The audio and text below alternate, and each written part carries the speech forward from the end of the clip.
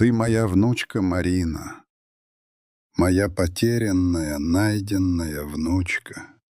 Эти глаза, в них вся твоя мать, вся надежда.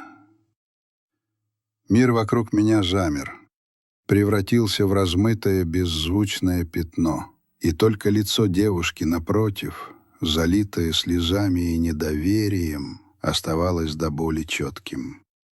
Там, на потертой скамейке у чистых прудов, посреди равнодушной московской суеты, время треснуло, и в эту трещину хлынул свет чуда, которого я не то что не смел ждать, я давно разучился в него верить.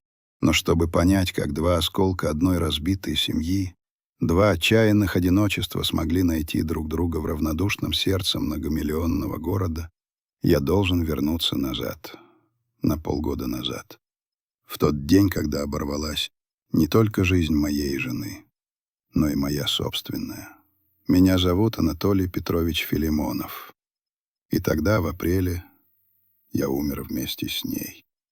После ухода Анны наша квартира на Покровке превратилась в склеп. Не мрачный, нет. Залитый обманчивым весенним солнцем, но все же склеп, где я был главным и единственным экспонатом. Все вокруг дышало ею, кричало о ней. И это молчаливое красноречие вещей сводило меня с ума. Вот ее кресло, в котором она вязала свои бесконечные шарфы, сиротливо лежащим на подлокотнике клубком серой шерсти. Вот стопка книг на прикроватной тумбочке.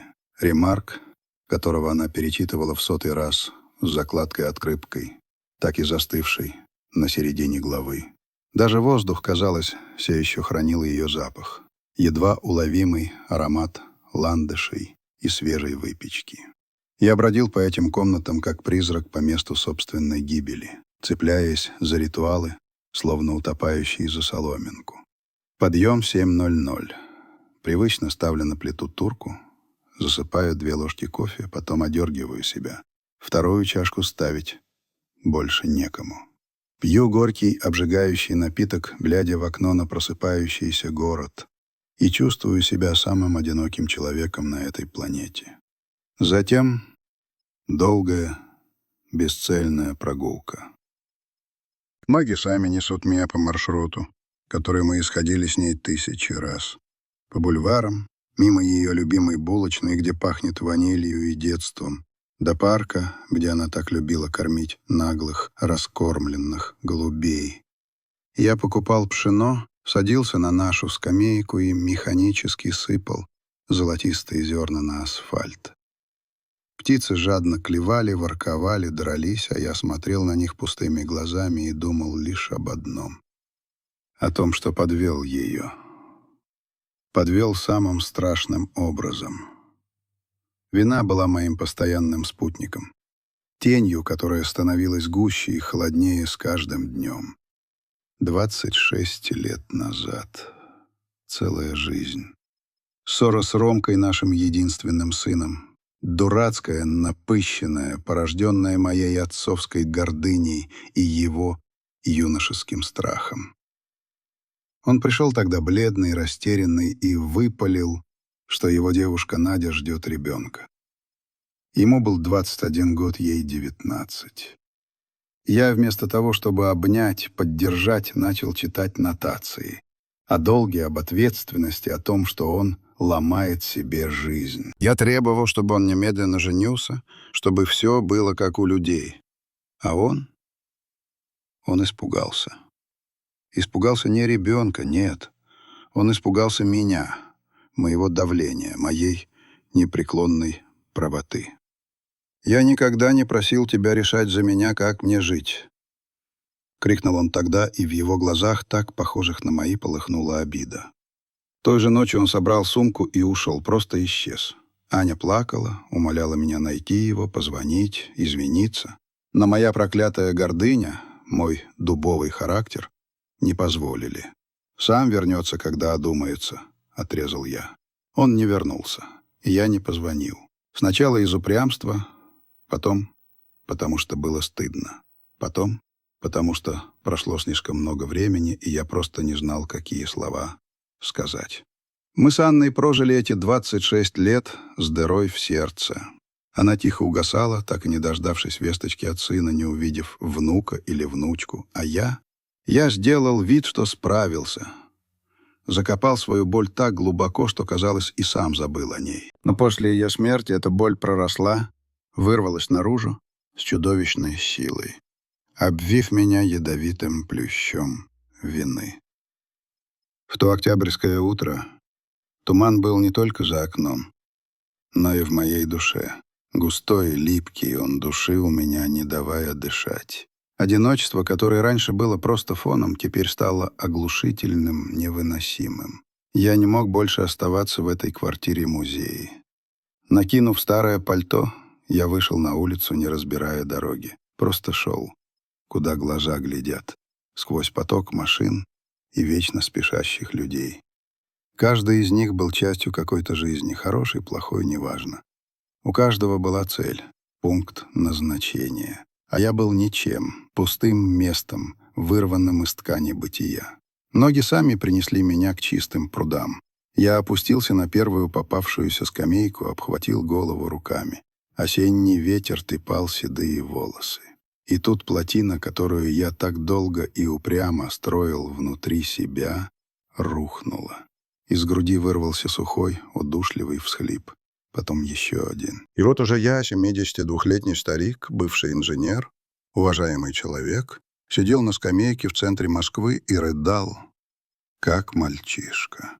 Безудержно, горько, без стыда, потому что стыдиться было уже не перед кем. Я оплакивал не только Аню, я оплакивал своего потерянного сына, свою нерожденную семью, свою глупую, сломанную гордыней жизнь. Я был уверен, что это конец, что впереди только серое, беспросветное доживание. Я не знал, что это было начало.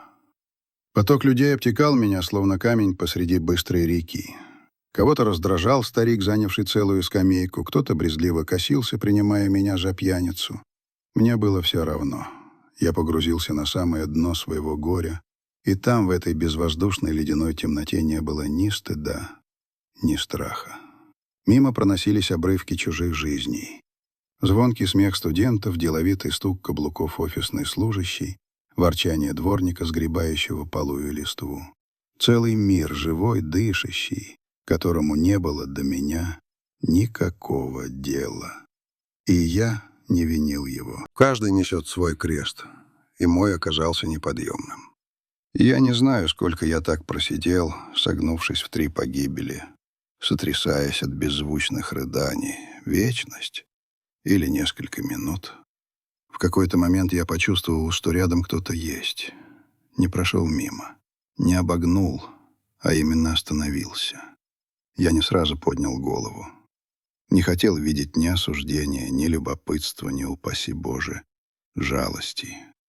«Простите, вам плохо? Может, воды принести?» Голос был тихий, женский, немного неуверенный, но удивительно теплый.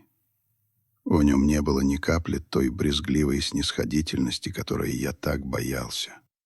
Я медленно, с усилием, будто выныривая из-под толщи воды, поднял залитое слезами лицо. Передо мной стояла девушка, совсем молодая, лет 25, не больше.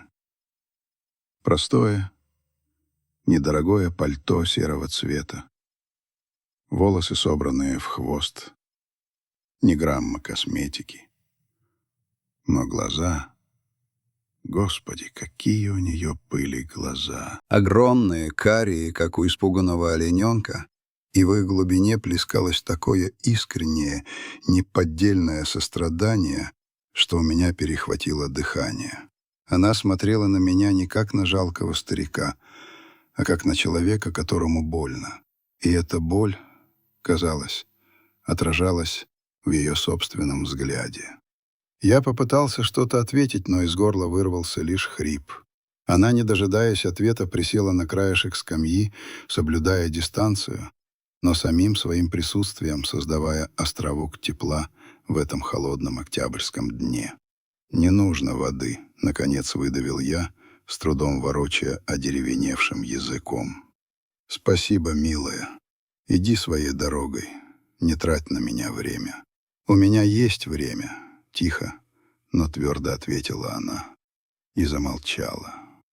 Она не лезла в душу, не задавала бестактных вопросов, не пыталась утешить банальными фразами вроде «все наладится».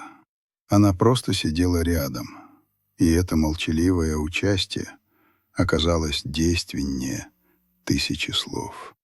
Постепенно мои рыдания стихли, сменившись редкими судорожными вздохами. Я достал из кармана скомканный носовой платок, попытался вытереть лицо. «У вас горе?» — спросила она так же тихо, глядя куда-то на пожелтевшие кроны деревьев. Вопрос был прямым, но в нем не было праздного любопытства. Было лишь желание понять. И я неожиданно для самого себя заговорил. Слова полились сами, сперва сбивчиво, потом все более складно, словно прорвало плотину молчания, которую я держал все эти полгода. Я рассказал ей про Аню, про наши 48 лет вместе, про то, как мы познакомились на танцах в парке Горького, про то, как она, смеясь, читала мне стихи Ахматовой, а я, молодой инженер, ничего в них не понимал, но был готов слушать вечно. Рассказал про пустоту, которая осталась после нее, про квартиру, ставшую мавзолеем, про то, как бессмысленно теперь вставать по утрам. Она слушала, не перебивая, склонив голову. И я видел, как по ее щеке медленно скатилась слеза, одна, скупая, но оттого еще более ценная. «А дети? У вас есть дети?» — спросила она, когда я замолчал, опустошенный своим же рассказом.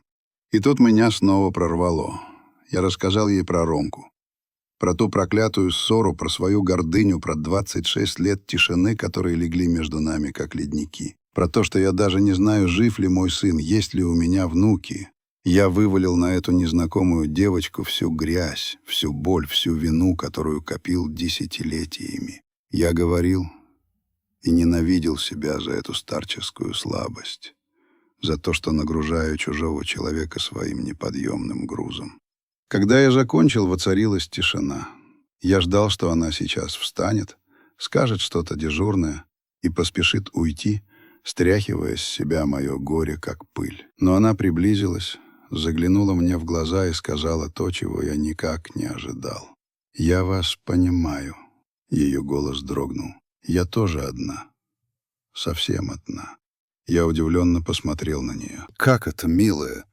Такая молодая, красивая». «Я выросла в детском доме», — просто ответила она, и в этих 4 словах прозвучала целая жизнь, полная такой же боли и одиночества. Мама умерла, когда мне было 5 лет, а отца я никогда не видела.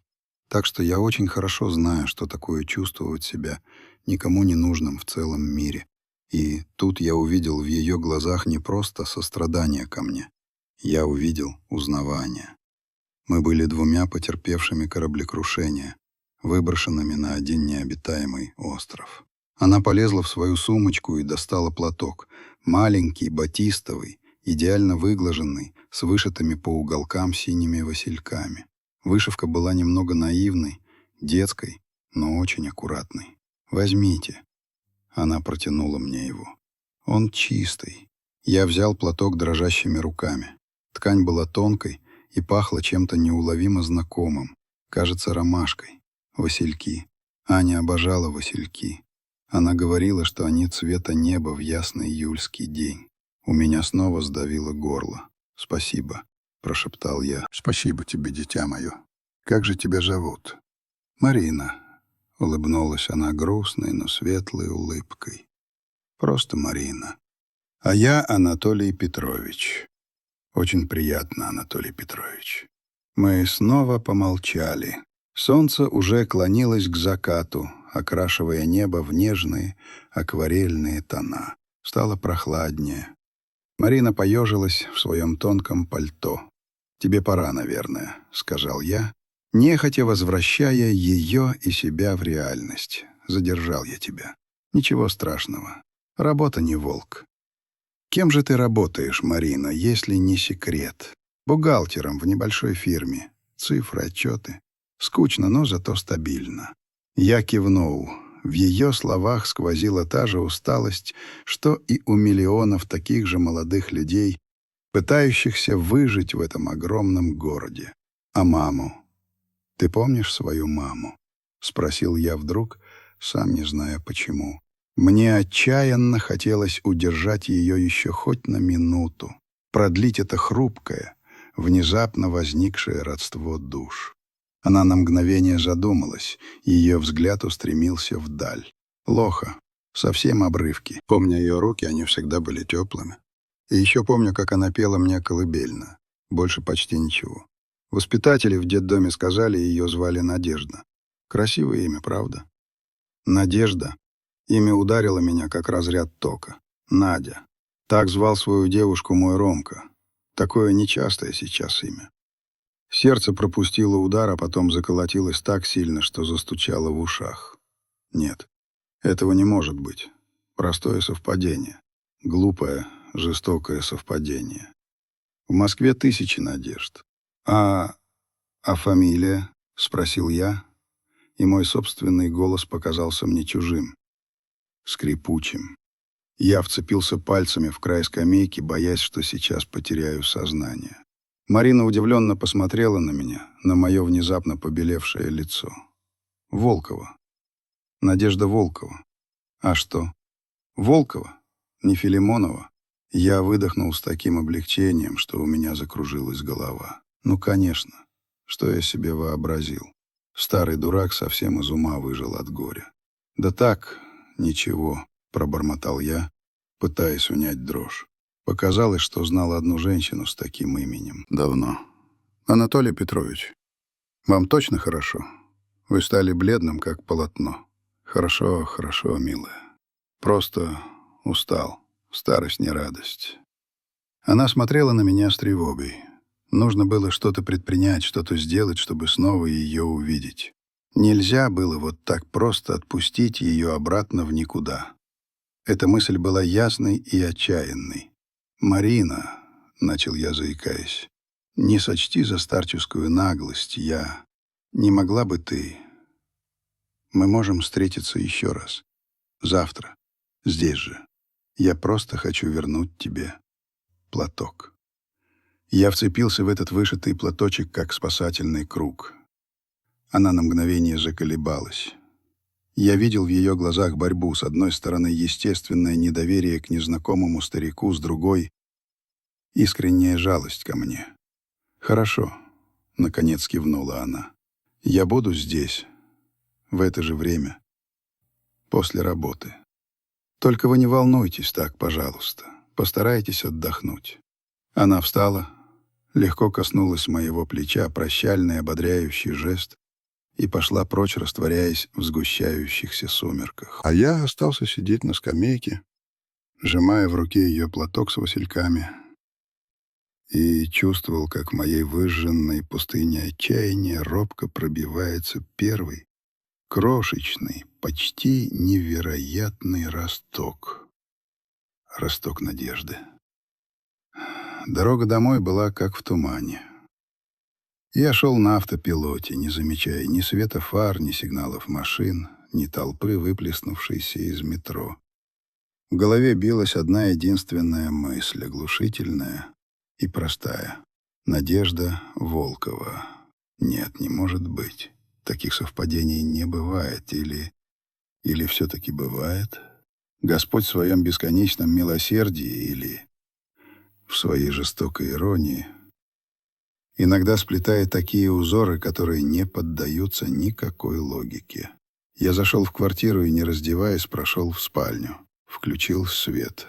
Все было на своих местах, застывшее, покрытое тончайшим слоем пыли, до которого у меня уже давно не доходили руки. Я смотрел на фотографию Ани на прикроватной тумбочке, нашу последнюю совместную, с ее 70-летнего юбилея. Она улыбалась, но в уголках ее глаз уже тогда затаилась та вселенская усталость, которая через 1,5 года и унесла ее. «Анечка», — прошептал я, глядя на ее портрет, — «ты что-то знала, да? Ты ведь пыталась мне что-то сказать». И тут я вспомнил ее последние дни. Больница, запах лекарств, ее исхудавшая, почти прозрачная рука в моей. Она уже почти не говорила. берегла силы. Но однажды ночью, когда медсестра сделала укол и вышла, Аня вдруг открыла глаза и посмотрела на меня долгим, осмысленным взглядом. «Толя!» Ее голос был слаб, как шелест сухих листьев. «Если что, найди ее, девочку». «Какую девочку, Анечка, родная моя?» Испугался я, думая, что это бред. «Отдохни, тебе нельзя говорить». «Нашу девочку, Ромкину. Я знаю, я чувствую. Она одна, совсем одна. Прости меня, что молчала. Боялась». Она зашлась кашлем, и прибежавшая медсестра строго велела мне выйти. На следующий день Ане стало хуже, и больше в сознание она не приходила. А я списал эти слова на предсмертный бред, на муки ее истерзанного сердца, которое до последнего дня болело о сыне. Я запер эти слова глубоко внутри, потому что принять их означало признать, что где-то там, в этом огромном мире, действительно есть моя внучка, которую я так и не нашел, не уберег. И эта мысль была слишком болезненной. Но сейчас эти слова взорвались в моей памяти с силой разорвавшейся бомбы. Девочку Ромкину. Она одна.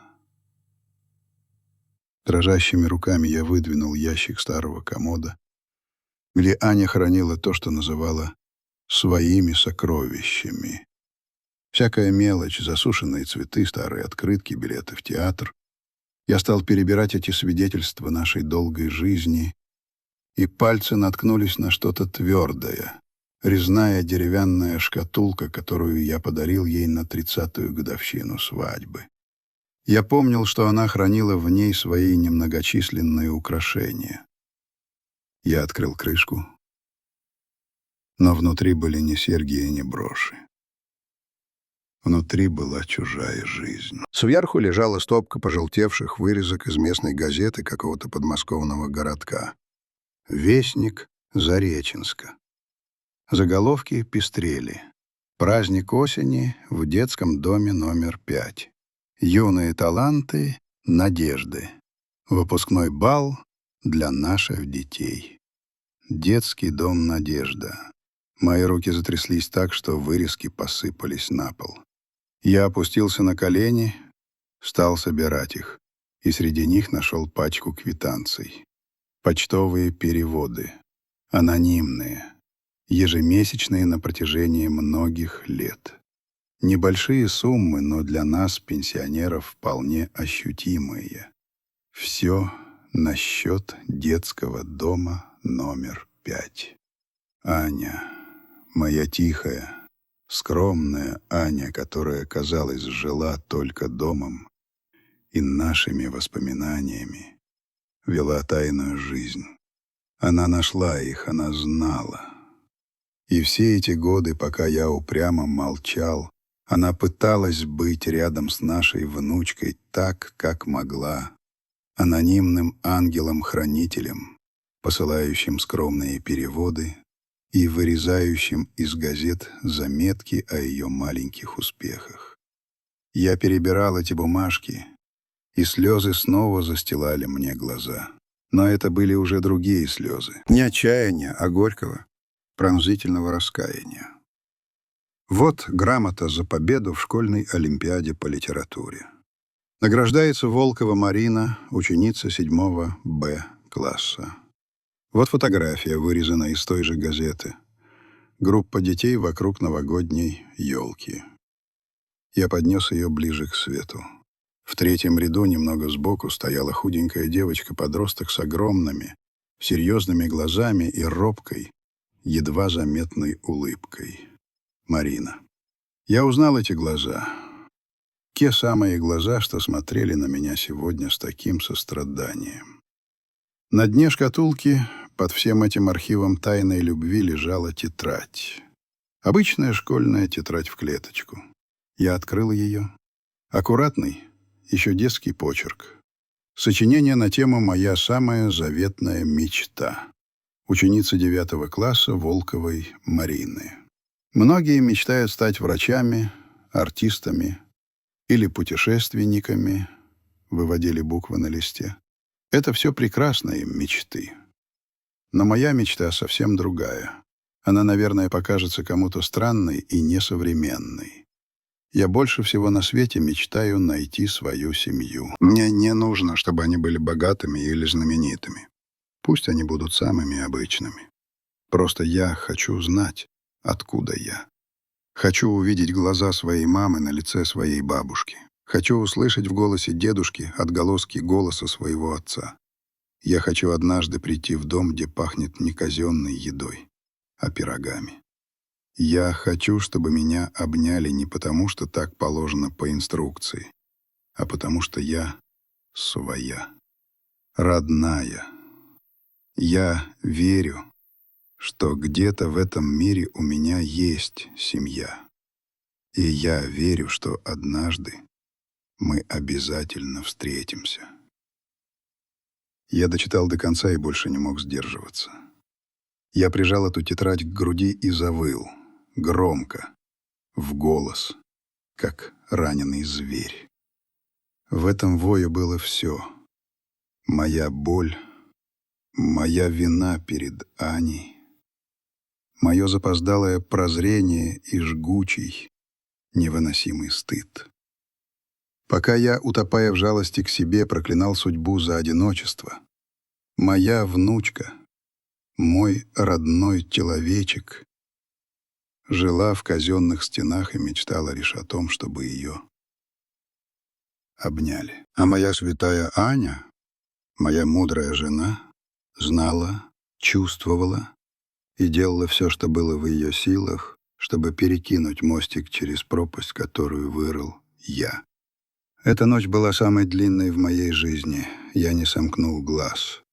Я сидел в кресле, разложив на столе сокровища из Аниной шкатулки, и перечитывал, пересматривал их снова и снова.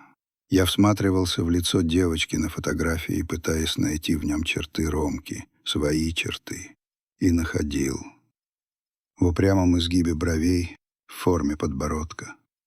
Как я мог быть таким слепым? Как я мог не почувствовать родную кровь, когда она сидела в 2 шагах от меня? А может, почувствовал? Может, именно поэтому я так отчаянно цеплялся за нее, так умолял прийти снова. К утру я принял решение. Я больше не имел права на слабость и сомнения. Аня оставила мне свой последний, самый главный наказ, и я должен был его исполнить. Я аккуратно сложил все вырезки, грамоты и фотографии обратно в шкатулку. Маринина сочинение я положил во внутренний карман пиджака, ближе к сердцу. Затем я взял ее платок с васильками, который так и сжимал в руке всю ночь, и бережно прогладил его горячим утюгом. Весь день я ходил по квартире как на иголках. Я пытался читать, смотреть телевизор, но ничего не получалось. Я то и дело смотрел на часы, и стрелки, казалось, застыли на месте. Я репетировал свою речь. Продумывал, с чего начать, какие слова подобрать, чтобы не напугать ее, не оттолкнуть этой невероятной, сумасшедшей правдой. Я боялся. До дрожи в коленках боялся, что она мне не поверит. Что примет за сумасшедшего старика и просто сбежит, и тогда я потеряю ее навсегда. Уже по-настоящему. К назначенному времени я был на месте. Я сел на ту же скамейку и стал ждать. Сердце колотилось, как бешеное. Вот она, идет. Такая же, как вчера, в своем простом сером пальто, немного уставшая после рабочего дня. Увидев меня, она улыбнулась. «Здравствуйте, Анатолий Петрович. Я не опоздала? Вы сегодня лучше выглядите». «Здравствуй, Марина. Здравствуй, дитя мое», — сказал я, вставая ей навстречу. «Ты не опоздала. Это я, кажется, опоздал. На целую жизнь. Она удивленно смотрела на меня, на мою протянутую руку, в которой лежала резная шкатулка. На ее лице отразилась целая гамма чувств. Растерянность, недоумение, легкая тревога. Я видел, что она готова вежливо извиниться и уйти, списав все на старческие причуды. Нельзя было этого допустить. «Пожалуйста», — мой голос сорвался. 5 минут. Прошу тебя, дай мне всего 5 минут. Сядь, я все объясню». Наверное, в моем голосе прозвучало такое отчаяние, что она не смогла отказать.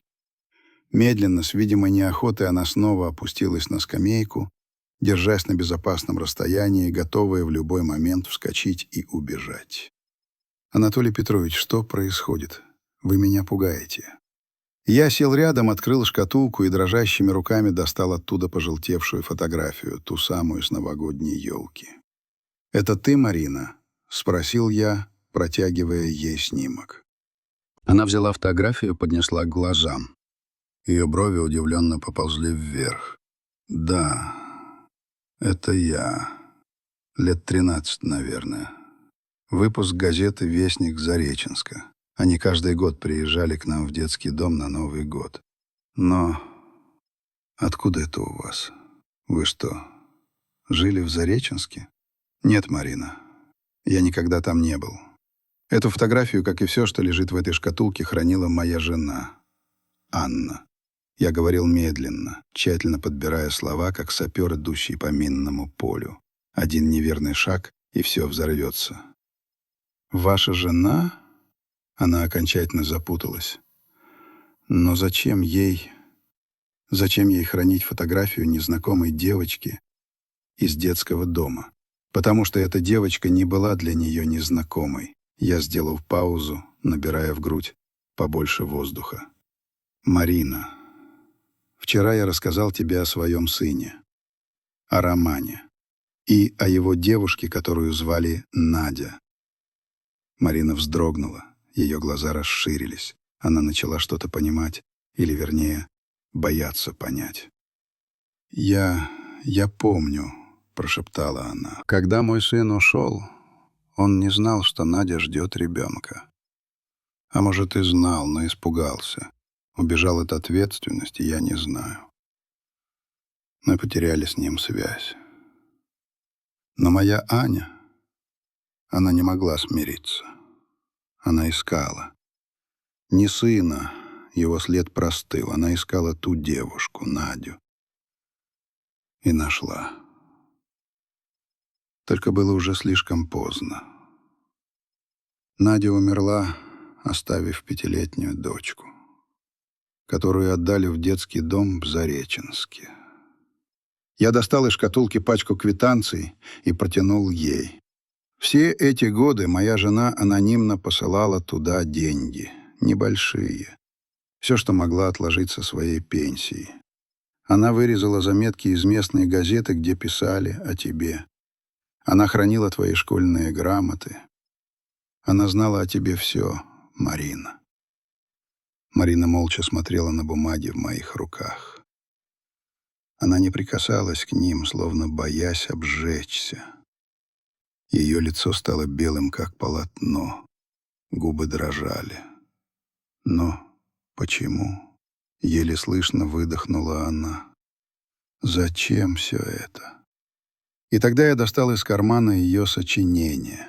Тетрадь была уже ветхой, уголки истрепались. А это, наверное, она раздобыла через кого-то из учителей.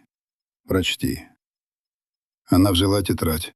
Узнала свой почерк. Ее пальцы медленно скользнули по строчкам, которые она написала больше 10 лет назад.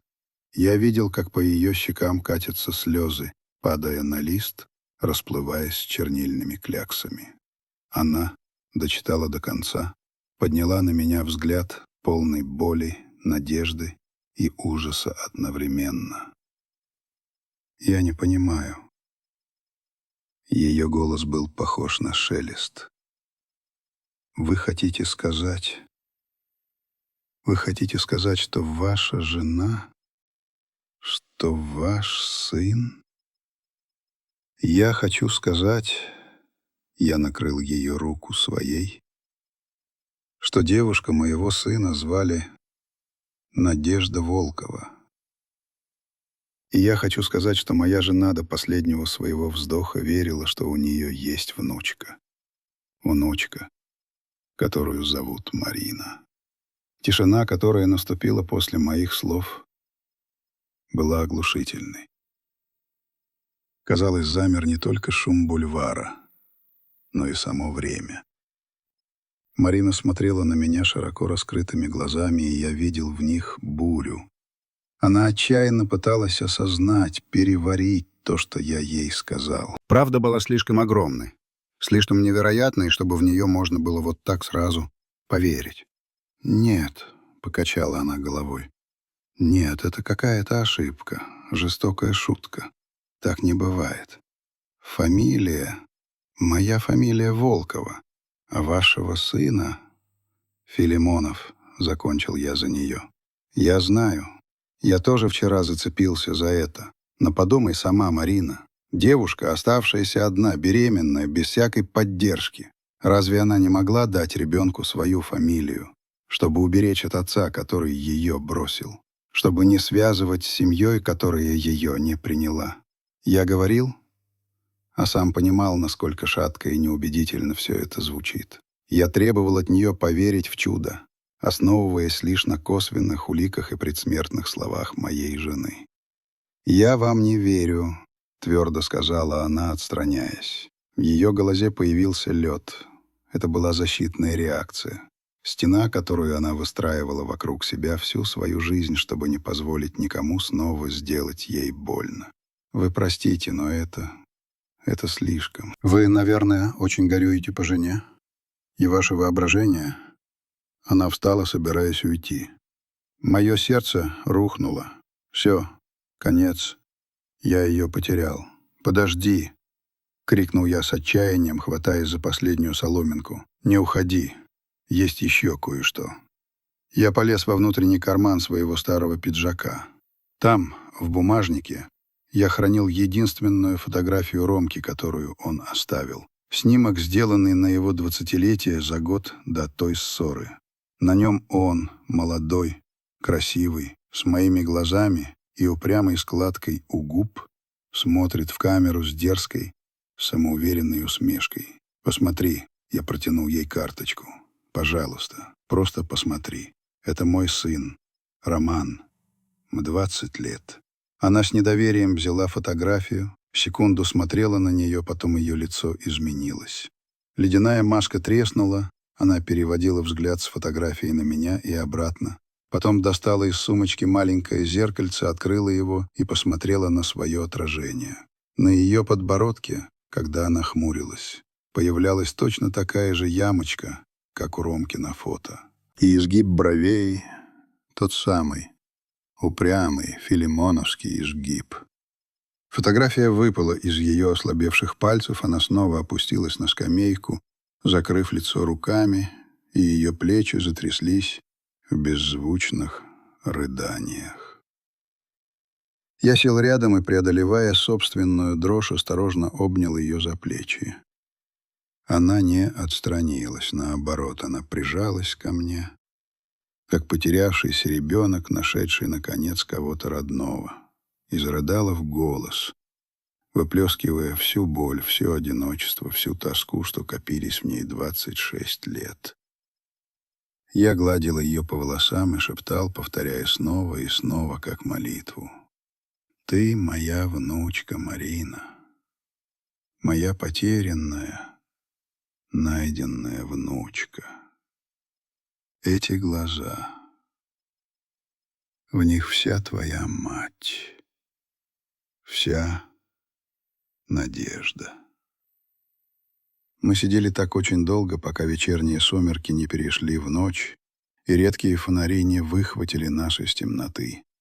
Двух людей, старика и девушку, плачущих от горя и от счастья на скамейке в центре Москвы. Наконец она немного успокоилась, отстранилась, вытерла слезы тем самым платком с васильками, который я ей вернул. «Дедушка?» — прошептала она, И это простое слово, произнесенное ею впервые в жизни, отозвалось во мне такой волной нежности и тепла, что я чуть снова не расплакался. «Да, внученька, да, родная моя, я твой дедушка. А бабушка?» Ее голос дрогнул. Она знала. Все это время она знала и очень тебя любила, твердо сказал я. Она любила тебя еще до твоего рождения, и она ждала тебя. Мы оба тебя ждали. Просто я был слепым, глухим, горделивым идиотом. Я хочу к ней, на могилу, сказала она. Можно? Конечно, можно, внученька. Конечно. Завтра же и поедем. А сейчас пойдем домой. Я с трудом поднялся на ноги. «Куда?» — растерянно спросила она. «К нам домой», — ответил я. «В твой дом, Марина». Она посмотрела на меня, и в ее глазах, заплаканных, но уже сияющих, я увидел ответ на ее детское сочинение. Она шла домой. Впервые в жизни она по-настоящему шла домой. Мы шли по ночным опустевшим улицам, и я держал ее под руку, боясь отпустить даже на секунду. Я боялся, что все это лишь сон, наваждение, которое развеется, как только я проснусь в своей пустой холодной квартире. Но ее рука в моей была настоящей, живой и теплой, и я знал, что больше никогда ее не отпущу. Ключ с трудом повернулся в заржавевшем замке. Старая дверь на покровке, не смазанная со дня смерти Аня, недовольно скрипнула, впуская нас в полумрак прихожей. Квартира встретила нас запахом пыли, застарелого одиночества и едва уловимым ароматом лаванды из саше, которые Аня раскладывала в шкафах. Для меня это был запах дома. Для Марины — запах тайны, к которой она только начинала прикасаться. Она остановилась на пороге, не решаясь сделать шаг. Я видел, как она вглядывается в темноту, словно пытаясь разглядеть призраков прошлого. Я щелкнул выключателем. Тусклый свет от старого абажура с бахромой залил маленькую прихожую, выхватил из мрака трильяж с потускневшим зеркалом, стул с резной спинкой, на котором так и остался лежать Анин вязаный палантин. «Проходи, не бойся», — сказал я как можно мягче. «Теперь это и твой дом». Она медленно, словно ступая по тонкому льду, вошла внутрь. Сняла свое серое пальто, и я с какой-то пронзительной нежностью повесил его на крючок рядом со своим, на то самое место, где всегда висело пальто Ани. Теперь нас было трое. Марина прошла в большую комнату. Она двигалась почти бесшумно, с какой-то кошачьей грацией, осматривая все вокруг с жадным любопытством и трепетом. Ее взгляд скользил по книжным полкам до самого потолка, по тяжелым бархатным шторам, по старому пианино «Красный октябрь» в углу, на крышке которого стояла целая россыпь фотографий в рамках.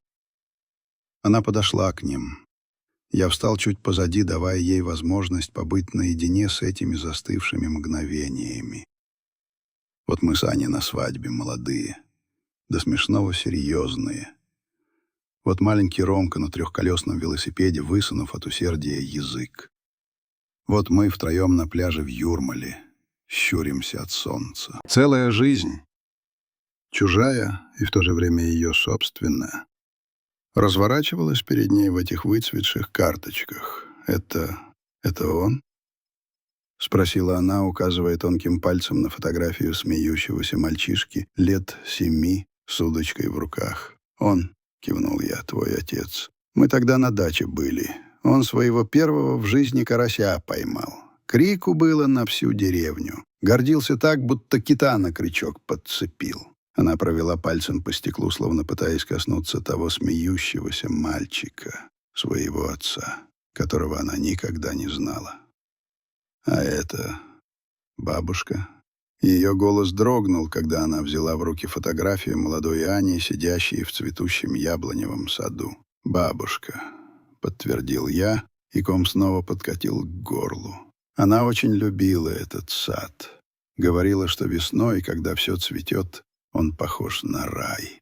Марина долго смотрела на лицо Ани, пытаясь найти в нем знакомые черты, запомнить, впитать в себя образ женщины, которая так отчаянно и тайно ее любила.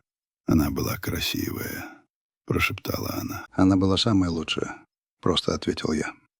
Я чувствовал, что она устала. Этот день вымотал ее до предела, обрушив на ее хрупкие плечи груз правды, который и взрослому мужчине было бы нелегко унести. «Ты, наверное, голодна?» — спохватился я. «Я сейчас что-нибудь соображу. В холодильнике, правда, шаром покати, но яичницу я тебе сделаю». «Не нужно, дедушка». Она обернулась ко мне, и в ее глазах стояла такая бездна усталости и нежности, что у меня защемило сердце. «Я не хочу есть. Можно мне? Можно мне просто посидеть здесь немного?» «Конечно, можно, внученька. Сиди сколько хочешь». Я прошел на кухню, поставил чайник. Руки до сих пор мелко дрожали. Пока вода закипала, я смотрел в темное окно и не мог поверить в реальность происходящего. Еще вчера утром я был одиноким, никому не нужным стариком, доживающим свой век в склепе воспоминаний. А сегодня в моем доме снова звучал женский голос. Сегодня я обрел семью. Я заварил чай с мятой, как любила Аня. Нашел в буфете баранки, которые покупал по привычке и которые уже успели зачерстветь. Когда я вернулся в комнату, Марина сидела в Анином старом кресле, с ногами забравшись под себя, и листала толстый фотоальбом в бархатном переплете. Она была такой маленькой, почти невесомой в этом огромном продавленном кресле. И в то же время она выглядела в нем так органично, так по-хозяйски, будто сидела в нем всю свою жизнь. Она подняла на меня глаза. «Он так похож на вас», — тихо сказала она. «Кто? Ромка?» — уточнил я. «Да, особенно на старых фотографиях. Только глаза у него другие». «Глаза у него мои», — усмехнулся я.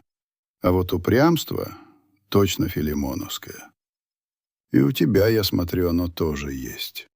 Она робко улыбнулась. «Есть немного. В детдоме без этого никак». Она снова опустила взгляд в альбом. «Расскажите мне о нем», — попросила она. «Какой он был?» И я начал рассказывать. Я рассказывал о том, как Ромка в детстве боялся темноты и мог заснуть, только если я оставлял в коридоре свет. О том, как он собирал модели самолетов, и вся его комната была заставлена этими хрупкими конструкциями. О том, как в 15 лет он влюбился в одноклассницу и писал ей неумелые, трогательные стихи. О том, как он мечтал стать архитектором, строить мосты и красивые здания. Я говорил, а сам с удивлением понимал, что впервые за 26 лет я вспоминаю сына не с болью и гневом, а со светлой грустью. Я рассказывал о нем не как об отступнике и предателе, а как о своем любимом мальчике, которого я когда-то потерял. Я рассказывал это его дочери, нашей внучке, и чувствовал, как лед, сковавший мое сердце на десятилетия, начинает медленно таять. Марина слушала, затаив дыхание. Она ловила каждое слово, впитывала каждую деталь, пытаясь из этих обрывков, из этих старых историй собрать образ своего отца. «А мама?» — спросила она, когда я замолчал. «Вы ее знали, Надежду?» Я тяжело вздохнул. «Почти нет, внученька. Я видел ее всего пару раз. Ромка приводил ее знакомиться. Она была очень тихая, скромная девочка, очень красивая, с такими же огромными, лучистыми глазами, как у тебя. Аня сразу ее полюбила. Говорила: смотри, Толя, какая девочка славная, настоящая, не пустышка. А я тогда смотрел на нее как на угрозу. Думал, вот уведет у меня сына, одурманит. Старый дурак. Я замолчал, не в силах продолжать. Стыд снова опалил меня. «Это я во всем виноват, Марина», — глухо сказал я. «Если бы я тогда был мудрее, мягче, если бы принял ее, поддержал их, все могло бы быть по-другому. Твоя мама была бы жива. Ты бы выросла здесь, в этом доме. И Ромка, он был бы с нами. Не вините себя, дедушка». Она подошла ко мне, села на подлокотник кресла и осторожно коснулась моего плеча. «Вы не могли знать». Никто не мог. Ее прикосновение было легким, почти невесомым. Но я почувствовал в нем такую силу и поддержку, что невольно выпрямил спину. Моя внучка. Моя маленькая взрослая девочка, которая сама пережила столько, что хватило бы на 10 жизней, теперь утешала меня. Мы просидели так до глубокой ночи, говорили обо всем. Я о прошлом, она о своей жизни в детском доме.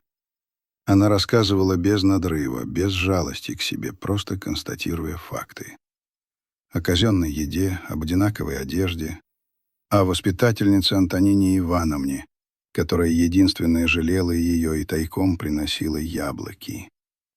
О том, как она мечтала, чтобы на родительский день хоть кто-нибудь пришел именно к ней. О том, как она научилась быть незаметной, чтобы не нарываться на неприятности, и в то же время сильной, чтобы никто не мог ее обидеть. Я слушал ее и понимал, какой невероятной силы духа этот ребенок. Она не сломалась, не озлобилась, она сохранила в себе ту чистоту и сострадание, которые и заставили ее вчера подойти к плачущему старику на скамейке. «Уже поздно», — сказал я, когда часы на стене пробили 2. «Тебе нужно отдохнуть. Оставайся здесь, Марина». «Не езжай к себе». «Но мне неудобно», — запротестовала она. «Никаких «но», — отрезал я с той твердостью, на которую еще был способен. «Твоя комната ждала тебя 26 лет. Пойдем, я тебе ее покажу». Я провел ее в бывшую комнату Ромки. Там все осталось почти так же, как в день его ухода. На полках модели самолетов, на стене плакат с Цоем, на столе стопка старых журналов «Техника», «Молодежи». Я заранее постелил на диване свежее белье, то самое из Аниного приданного, с вышитыми вензелями, которые она доставала только по большим праздникам. Марина замерла на пороге. Она смотрела на эту комнату, застывшую во времени, и я видел, как по ее лицу скользят тени. Она была в комнате своего отца, святая святых его юности. «Располагайся», — сказал я. «Чувствуй себя как дома, потому что ты дома». Я вышел и тихо прикрыл за собой дверь. Я не спал в ту ночь. Сидел на кухне, пил остывший чай и слушал тишину. Но это была уже другая тишина. Не мертвая, звенящая пустотой, а живая, наполненная тихим дыханием спящего за стеной родного человека. И я благодарил Бога, Аню, судьбу, кого угодно за этот невероятный, незаслуженный подарок. За то, что на исходе моей жизни мне дали еще один шанс. Шанс все исправить. Я проснулся от запаха кофе. Настоящего, свежесваренного, с ноткой корицы, как любила Аня. Я сел на кровати, не сразу поняв, что происходит. Я уже и забыл, когда в последний раз этот аромат наполнял нашу квартиру по утрам. На мгновение мне показалось, что все это был лишь сон, и встреча на бульваре, и Анина шкатулка, и ночной разговор, что сейчас я выйду на кухню, а там у плиты будет стоять моя Аня в своем старом халате. Я вышел из спальни. На кухне, залитой бледным октябрьским солнцем, стояла Марина. На ней была Ромкина старая фланелевая рубашка в клетку, которую она, видимо, нашла в шкафу. Рукава были ей длинны, и она их забавно подвернула. Она стояла у плиты и варила кофе в моей старой турке, двигаясь с той же сноровкой и уверенностью, с какой когда-то двигалась Аня. На столе уже стояли 2 чашки, лежали салфетки. «Доброе утро, дедушка», — сказала она, обернувшись. Она улыбнулась мне, и от этой простой, искренней улыбки на душе стало так тепло, как не было уже очень давно. Я тут немного похозяйничала. Надеюсь, вы не против. В буфете нашла кофе и корицу. Не против, внученька, растроганно пробормотал я. Я очень даже за. Мы сели за стол. Она налила кофе. Мы пили его молча.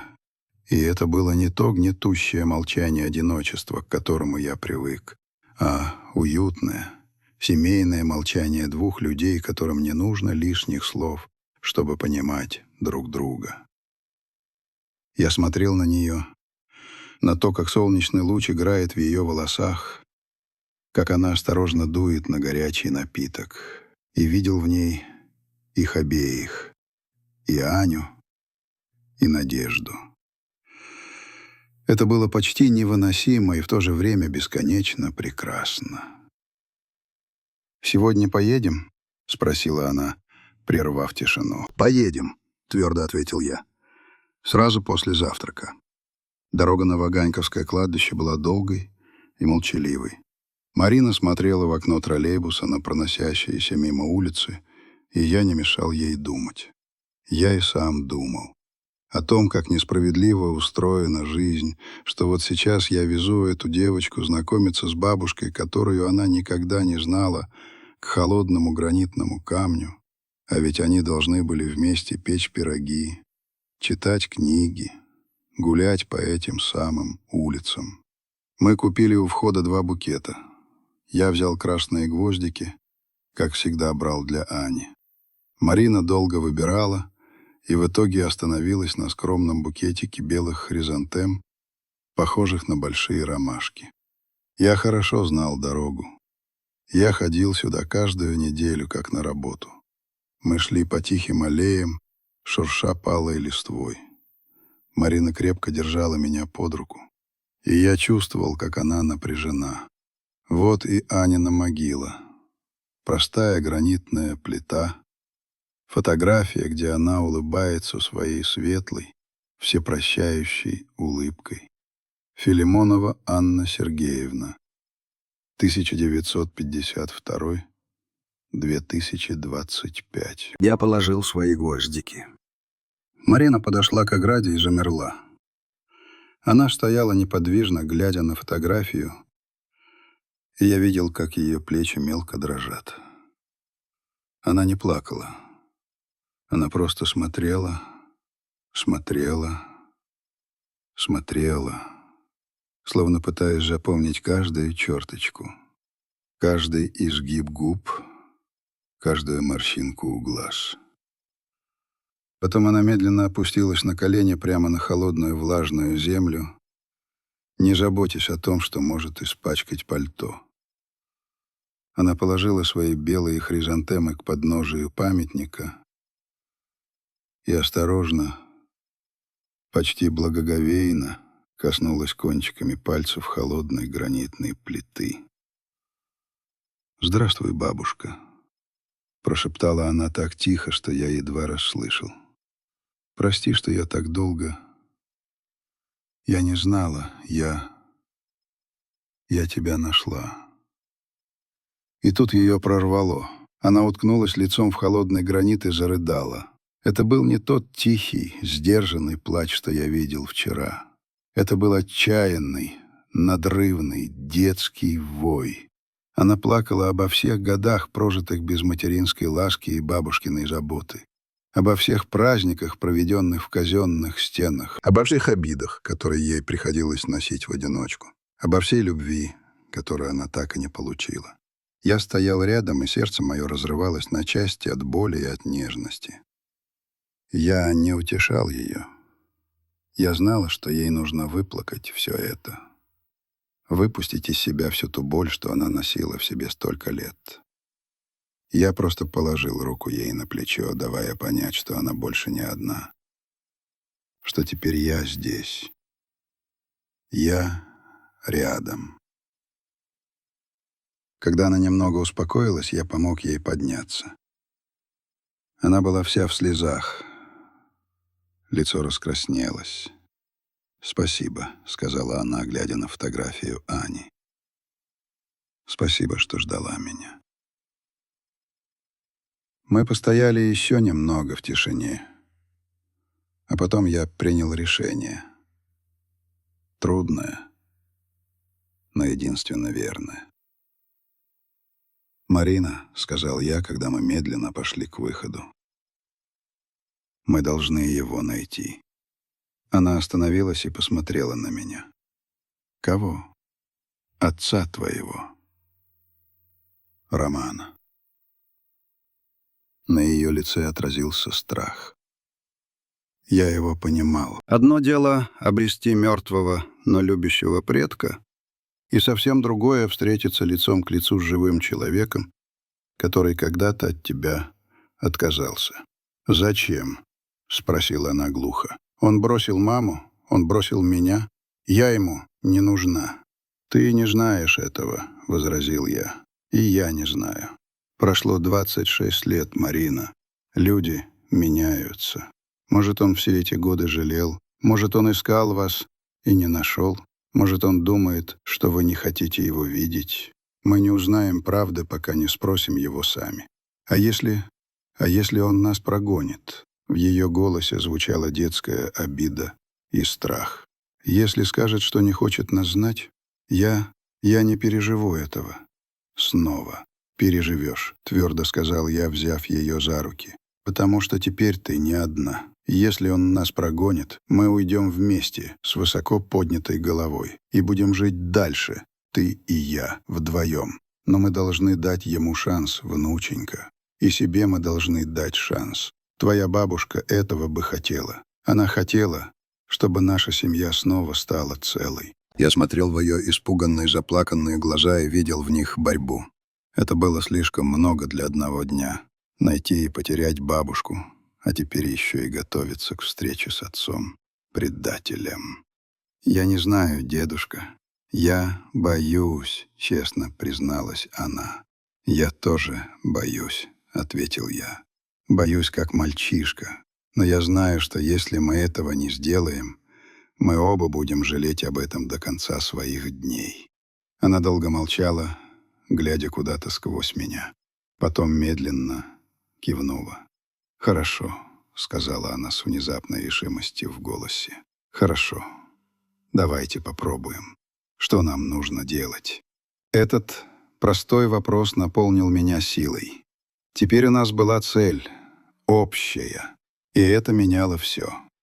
«Для начала», — сказал я, чувствуя себя полководцем перед решающим сражением, «мы вернемся домой и проведем ревизию Ваниной шкатулки. Я видел там еще какие-то вырезки, более свежие. Может, там есть ключ, зацепка, адрес, что угодно». Когда мы вернулись в квартиру на Покровке, она уже не казалась склепом. Она стала нашим штабом, нашим семейным гнездом, из которого мы готовились вылететь на самую важную битву в нашей жизни. Мы сели за большой круглый стол, накрытый старой скатертью, и я высыпал на него все содержимое Аниной шкатулки. Мы разбирали эти пожелтевшие бумажки как следователи, изучающие улики. Вот заметка 5-летней давности из какой-то деловой газеты, которую Аня, видимо, специально покупала. Заголовок гласил: «Роман Филимонов. Строим будущее Урала». В статье говорилось об успешной строительной компании «Монолит Строй» из Екатеринбурга и ее генеральном директоре Романе Анатольевиче Филимонове. В конце была его фотография. Уже не мальчишка, а солидный 40 с лишним лет мужчина в дорогом костюме. Но глаза были все те же, мои. Только взгляд стал жестким, колючим, и в нем застыла такая тоска, что у меня защемило сердце. «Екатеринбург», — прошептала Марина. «Это же так далеко». «Расстояние — это не главное», — ответил я, внимательно изучая статью. «Главное, что мы знаем, где он и кто он». Мы нашли еще несколько статей. О том, как его компания строит новые жилые комплексы, о его участии в каких-то благотворительных проектах. Он жертвовал деньги на ремонт больниц, помогал спортивным школам и... Вот она ирония судьбы. Был одним из главных спонсоров строительства нового корпуса для детского дома в Екатеринбурге. Он помогает сиротам, с горькой усмешкой произнесла Марина, но бросил собственную дочь в детдоме. Может, это его способ искупить вину, внученька, предположил я. Может, он так просит у тебя прощения, даже не зная, где ты. В одной из последних статей, датированной прошлым годом, было короткое интервью с ним. Журналист пытался расспросить его о личной жизни. «Вы один из самых завидных женихов Екатеринбурга, но, кажется, ваше сердце до сих пор свободно. Вы так и не создали семью. Почему?» — спрашивал репортер. Ответ Романа был коротким и резким. «Я однажды уже разрушил свою семью. Второй раз я не имею на это права. Моя работа — это и есть моя семья». Марина дочитала и подняла на меня глаза. «Он помнит», — сказала она. «Он все помнит». «Да», — кивнул я, — «он помнит». И, похоже, он сам себя приговорил к одиночеству. Мы сидели в тишине, глядя на фотографию этого успешного, несчастного, чужого и в то же время такого родного человека. План начал вырисовываться в моей голове. Смелый, безумный, авантюрный, единственно возможный. «Марина», — сказал я, и мой голос прозвучал непривычно твердо, — «собирай вещи. Мы едем в Екатеринбург». Мое заявление прозвучало, как выстрел в тихой квартире. Марина вздрогнула и посмотрела на меня так, будто я предложил лететь на Луну. «В Екатеринбург?» — переспросила она. «Прямо сейчас? Но как?» «А что как?» Я почувствовал, как во мне просыпается былая инженерная хватка, умение раскладывать любую, даже самую безумную задачу на простые и понятные шаги. «Покупаем билеты на поезд, собираем сумки и едем. Все просто. Но...» Она запнулась, подыскивая слова. «У меня работа». У нас нет денег на такую поездку. Билеты, гостиница — это же целое состояние». Я усмехнулся. Как же сильно она отличалась от избалованной молодежи. Девочка, выросшая в системе, привыкла считать каждую копейку и бояться сделать шаг в сторону от накатанной колеи. «С работой решим», — отмахнулся я. «Возьмешь отпуск за свой счет на несколько дней. Скажешь «семейные обстоятельства», и ты даже не соврешь.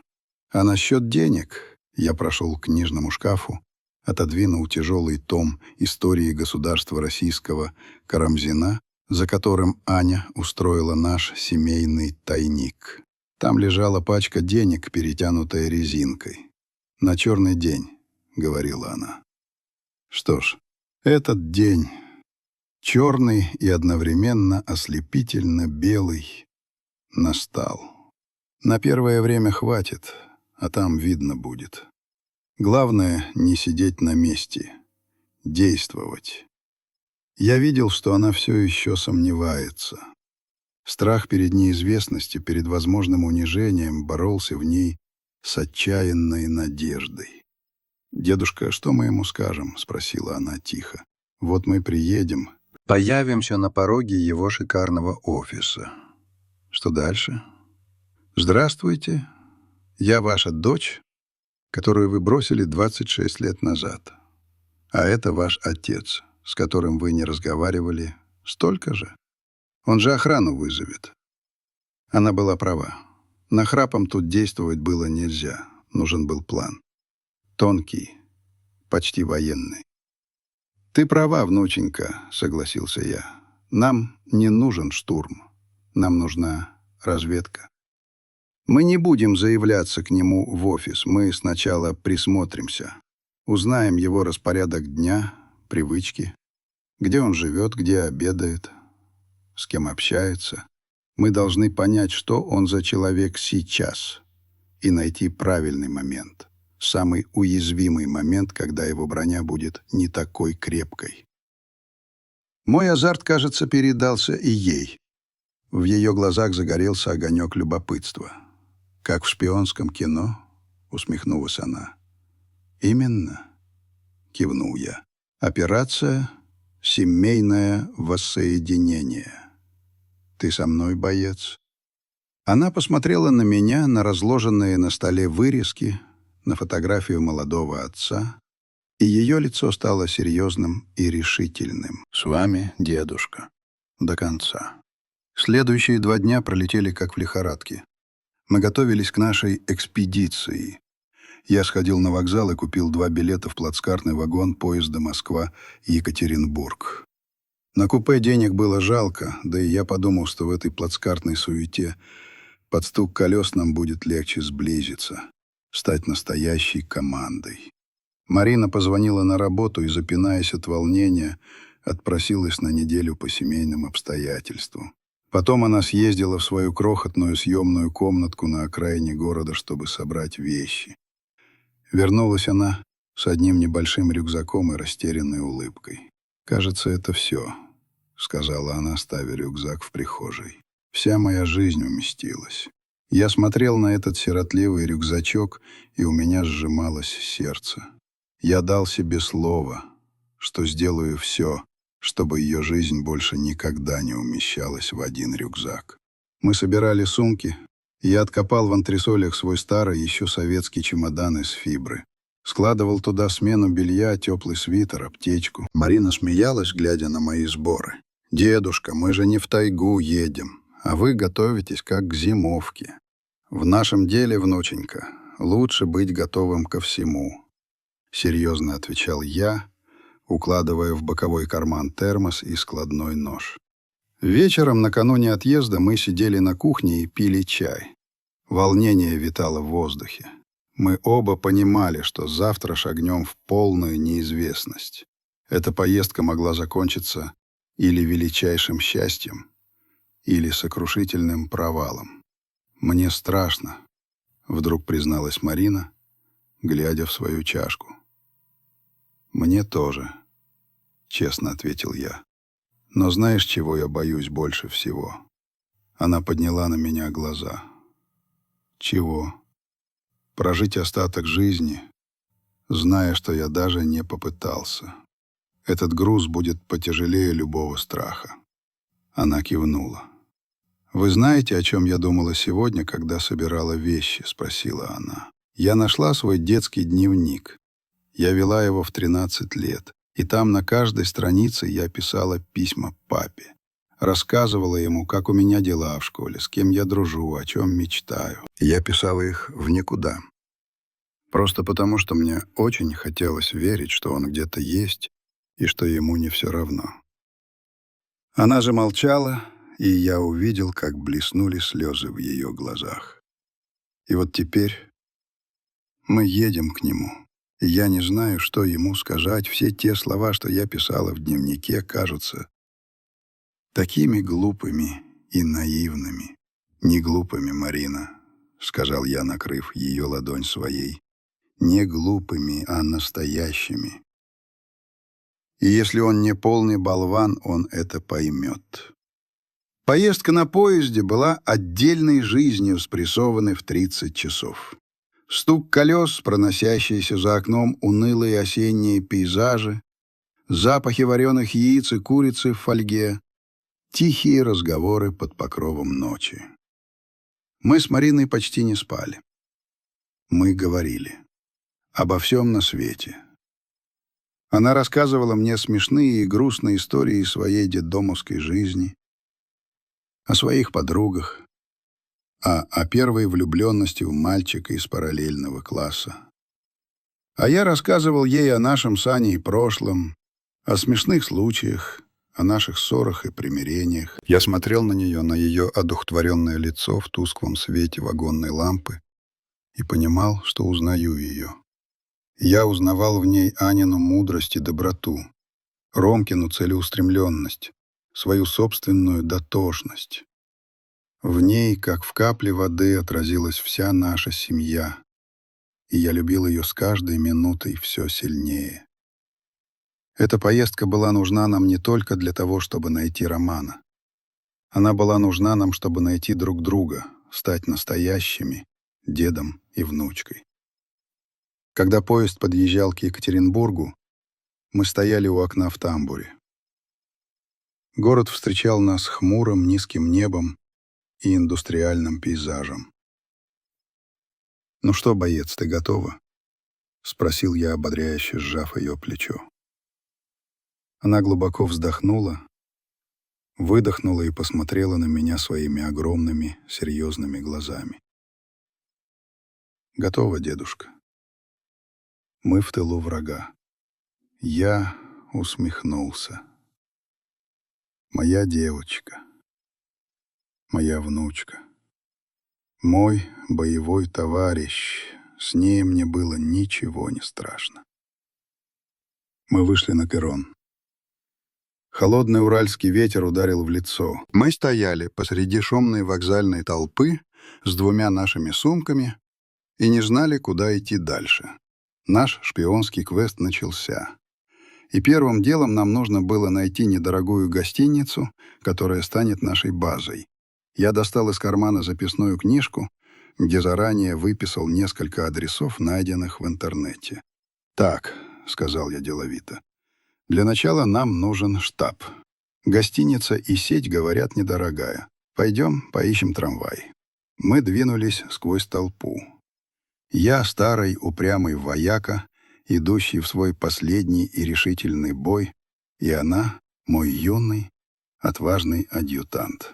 Мы еще не знали, что ждет нас в этом чужом холодном городе, но мы знали одно — мы здесь вместе, и это было главное. Гостиница и сеть оказалась памятником ушедшей эпохи. Огромное конструктивистское здание в форме подковы с длинными гулкими коридорами, старыми лифтами и стойким запахом нафталина. Наш номер на 5-м этаже был под стать гостинице. Скромный, с видавшей виды мебелью, высоким потолком с лепниной и огромным окном, выходившим на шумный проспект. Но для нас после плацкартного вагона этот номер показался почти дворцом. Главное, у нас была крыша над головой. Наш штаб. «Не густо», — усмехнулась Марина, оглядывая казенное убранство. «Но жить можно. Нам здесь не жить, а работать», — по-военному отрезал я, раскладывая на столе карту города, которую предусмотрительно купил на вокзале. Итак, диспозиция. Судя по адресу из газеты, головной офис «Монолит-строя» находится вот здесь. Я ткнул пальцем в точку в самом центре города. Это высотное здание из стекла и бетона, бизнес-центр «Высоцкий». Нам нужно туда, но не сегодня. Сегодня отдых и подготовка. Но какой там отдых? Мы оба были на взводе. Сбросив вещи, мы вышли в город. Екатеринбург ошеломил меня своей эклектикой. Угрюмые промышленные гиганты соседствовали с купеческими особняками. Современные небоскребы с советскими панельками. Город был суровым, деловым, немногословным, как и положено столице Урала. И я пытался понять, как мой Ромка, московский мальчик, выросший среди тихих переулков, смог пустить корни здесь, в этом каменном, пронизанном ветрами мегаполисе. Мы бродили по улицам бесцельно, просто впитывая атмосферу. Марина с любопытством разглядывала витрины, читала афиши, я же искал в лицах прохожих что-то знакомое. Будто ожидал вот так случайно столкнуться с сыном на перекрестке. На следующий день началась наша операция. С утра пораньше мы поехали к бизнес-центру «Высоцкий». Это был настоящий стеклянный айсберг, возвышающийся над городом, символ новой, успешной жизни, к которой мы с Мариной не имели никакого отношения. Мы заняли позицию в маленьком сквере напротив, усевшись на скамейку с видом на центральный вход. Наша задача — наблюдение. проинструктировал я Марину, чувствуя себя героем старого шпионского фильма. «Нам нужно засечь, когда он приезжает, на какой машине, один или с кем-то, и когда уезжает». Мы сидели несколько часов. Мимо сновали дорогие иномарки, из которых выходили люди в деловых костюмах с портфелями и озабоченными лицами. В какой-то момент к главному входу плавно подкатил черный блестящий «Мерседес». Из него вышел водитель, открыл заднюю дверь, и на тротуар ступил высокий мужчина в идеально сидящем темном пальто. Даже с такого расстояния я его узнал. Мой сын. Роман. Сердце ухнуло куда-то вниз. Он изменился. Возмужал, раздался в плечах. В волосах появилась седина. Движения стали более резкими, властными. Он что-то коротко сказал водителю и, не оглядываясь, широким уверенным шагом направился ко входу. Я посмотрел на Марину. Она сидела, не дыша, вцепившись пальцами в край скамейки. Ее лицо было бледным, а в глазах стояла смесь страха, любопытства и обиды. Она впервые в жизни видела своего отца. Живого, настоящего. «Это он», — прошептала она. «Он», — подтвердил я, и мой голос охрип. Мы просидели в нашем наблюдательном пункте до самого вечера. Около 7 часов тот же черный «Мерседес» снова подъехал ко входу. Роман вышел из здания, но на этот раз не один. Рядом с ним шла эффектная блондинка в короткой шубке, что-то оживленно ему рассказывая и смеясь. Он слушал ее с вежливой, но отстраненной улыбкой. Они сели в машину и уехали. «У него есть женщина», — констатировала Марина, и в ее голосе мне послышались нотки разочарования. «Это еще ничего не значит», — сказал я, хотя у самого неприятно засосало под ложечкой. «Может, просто коллега или деловой партнер». На следующий день мы снова были на своем посту. Мы выяснили, что Роман приезжает на работу ровно в 9 и уезжает не раньше 7. В обеденный перерыв он никуда не выходил, видимо, обедал прямо в офисе. Мы следили за ним 3 дня. Схема была одна и та же. Утром работа. Вечером иногда один, иногда с той же блондинкой. Они ехали в дорогой ресторан, ужинали и разъезжались. Никаких признаков семейной жизни, никаких детей. Только работа, работа, работа. На 4-й день я понял, что просто сидеть и наблюдать — это тупик. Нам нужно было подобраться ближе. «План Б», — объявил я Марине за ужином в дешевой столовой рядом с гостиницей. «Завтра мы идем внутрь». «Внутрь?» — испугалась она. «Но как? Нас же на входе остановит охрана. А мы пойдем не напролом». В моих глазах зажегся авантюрный огонек. «Помнишь, в одной из статей было написано, что на 1-м этаже бизнес-центра есть кофейня. Туда пускают всех. Мы сядем там, будем пить кофе и ждать. Рано или поздно он пройдет мимо. И тогда...» «И тогда что?» — с тревогой спросила она. «И тогда ты, как бы случайно, столкнешься с ним и прольешь на него кофе». Марина поперхнулась. «Дедушка, вы с ума сошли? Я не смогу». «Сможешь», — уверенно сказал я. «Это старый, но проверенный трюк. Это даст нам несколько секунд. Секунд, чтобы он тебя увидел. По-настоящему увидел. Твои глаза. Понимаешь?» Она смотрела на меня, как на сумасшедшего. Но я знал, что это наш единственный шанс. Шанс пробить его броню. Заставить его остановиться, оторваться от своих дел и посмотреть на девушку, в которой, как в зеркале, отражалась его потерянная молодость. Утром мы были в кофейне. Место было пафосное, с неудобными стульями и заоблачными ценами. Мы заказали 2 самых дешевых эспрессо и сели за столик у входа, откуда хорошо просматривался холл бизнес-центра. Марина нервно теребила салфетку. «Я не смогу», — шептала она. «У меня руки трясутся. Я все испорчу». «Дыши глубже», — командовал я. «Ты не на экзамене. Ты просто пьешь кофе, расслабься». Мы прождали около часа. Я уже начал думать, что наша затея провалилась, и вдруг я увидел его. Он шел по холлу в компании двух мужчин, что-то оживленно обсуждая на ходу. Они направлялись прямо к выходу. «Марина, он идет», — прошипел я. «Приготовься». Она вскочила, схватила свою чашку, и ее лицо было белым от страха. Роман и его спутники были уже в нескольких шагах от нашего столика. «Сейчас», — скомандовал я. Марина сделала шаг вперед, как бы направляясь к выходу, и в этот момент неуклюже споткнулась. Чашка с остатками кофе вылетела из ее рук и угодила прямо на белоснежную рубашку одного из спутников Романа. Не на него самого. «О, Господи, простите!» — залепетала Марина, краснея до корней волос. «Я такая неловкая, простите, пожалуйста!» Мужчина, на которого она пролила кофе, что-то брезгливо проворчал, пытаясь отряхнуться. А Роман остановился. Он посмотрел на Марину, не на пятно на рубашке его коллеги, а именно на нее, на ее испуганное, раскрасневшееся лицо, на ее огромные, полные слез глаза. Я видел, как его лицо изменилось. Деловая маска сползла, обнажив растерянность, недоумение. Он смотрел на нее так, словно увидел призрака. Он открыл рот, чтобы что-то сказать, но не смог. Он просто смотрел.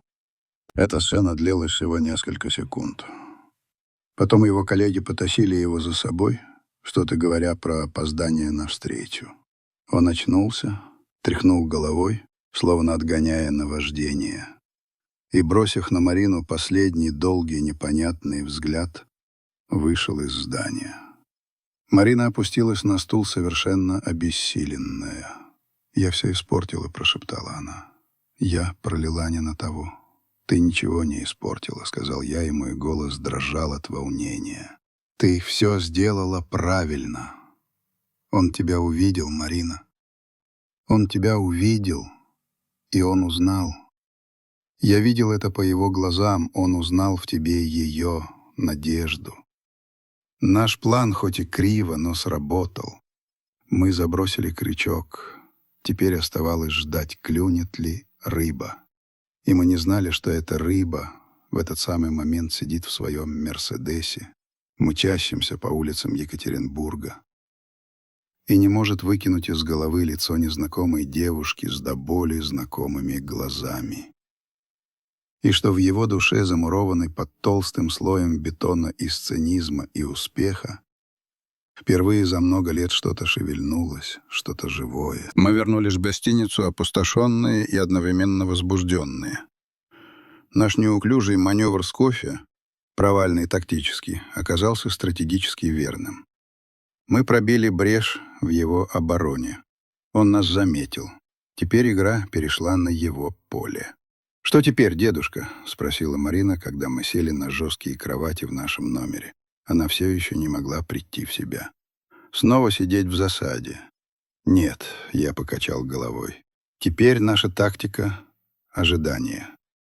Мы забросили наживку. Если он хоть на каплю тот человек, каким я его помню, если в нем осталось хоть толика совести, он не сможет просто так забыть твое лицо. Он начнет искать. Искать кого?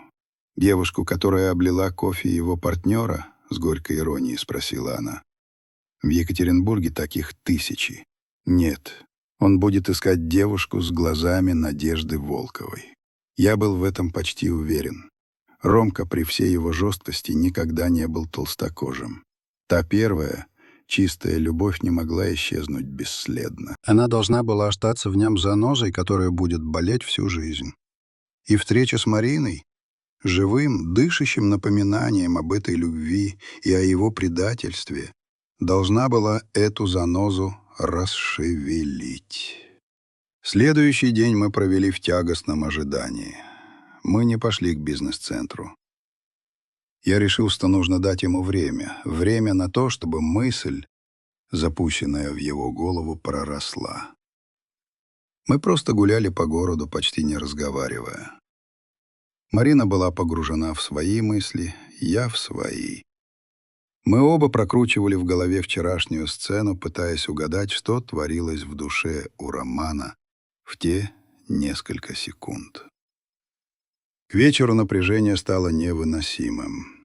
Телефон молчал. Никто нас не искал. «Может, вы ошиблись, дедушка?» — тихо сказала Марина, когда мы вернулись в номер. Может, для него это не значило ровным счетом ничего. Просто досадный инцидент. «Не знаю, внученька», — признался я, и моя былая уверенность начала таять. Может, и ошибся. Может, за эти годы он превратился в камень. В ту ночь я почти не спал. Я лежал, слушал, как за окном шумит чужой город, и думал, что же делать дальше. Неужели наша авантюра провалилась? Неужели мы проделали весь этот путь зря? Мысль о том, что придется возвращаться в Москву ни с чем, была невыносимой. Утром я проснулся с тяжелой головой и твердым решением. «Хватит ждать», — сказал я Марине за завтраком. «Если гора не идет к Магомету, значит, Магомет идет к горе. Сегодня мы идем на штурм». «Что вы имеете в виду?» — испуганно спросила она. «Я пойду к нему в офис. Один». «Нет», — она вскочила, — «я вас не пущу. Он вас и на порог не пустит. Его охрана, а я и не пойду к нему. Я пойду к его секретарю. Я оставлю для него конверт». Я достал из чемодана чистый лист бумаги и конверт. «Что вы напишете?» «Всего 2 слова». Я сел за стол и своим старым каллиграфическим почерком, которому меня учили еще в школе, вывел на листе: «Надежда Волкова». Я не стал ничего добавлять. Никаких объяснений, никаких угроз, никаких молеб. Просто 2 слова. Имя, которое было ключом ко всей нашей истории. Я вложил лист в конверт и надписал сверху: «Лично в руки. Роману Анатольевичу Филимонову». «Я пойду с вами», — твердо сказала Марина. «Нет, внученька, в этот раз я должен пойти один. Это мой бой. Мой разговор с сыном, пусть и заочный. Ты будешь ждать меня здесь». Она нехотя согласилась. Дорога к бизнес-центру показалась мне вечностью. Сердце колотилось так, будто я шел не в офис к собственному сыну, а на эшафот. Я вошел в огромный холодный холл. На ресепшене сидела молодая девушка с безупречным макияжем и таким же безупречно скучающим выражением лица. «Здравствуйте», — сказал я, стараясь, чтобы мой голос не дрожал. «Мне нужно передать конверт для Романа Анатольевича Филимонова». Она смерила меня оценивающим взглядом, скользнув по моему старому пальто и стоптанным ботинкам. «Вы по записи?» — процедила она. «Нет, я просто хочу оставить конверт. Это очень важно.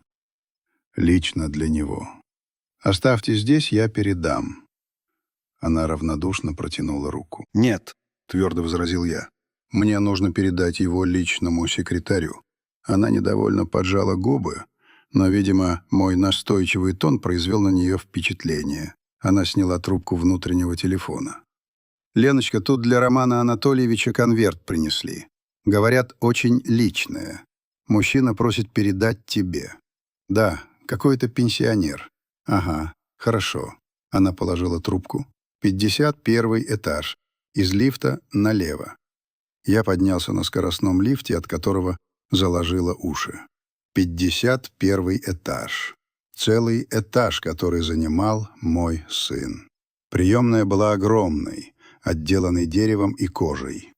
За массивным столом сидела та самая блондинка, которую мы видели с Романом. Она оказалась его секретарем.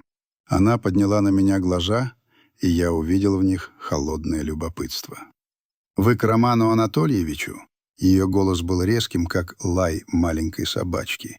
Я принес для него конверт. Я положил его на стол. «Прошу передать лично в руки».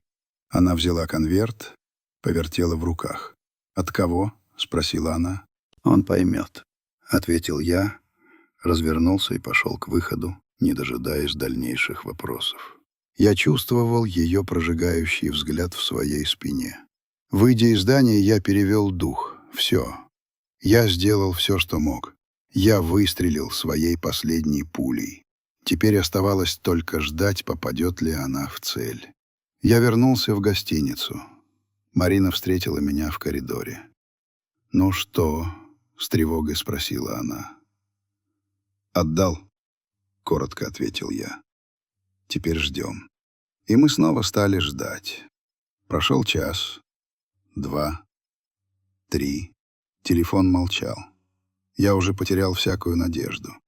Я сидел у окна, смотрел на чужой город и думал о том, что завтра утром мы купим билеты обратно в Москву.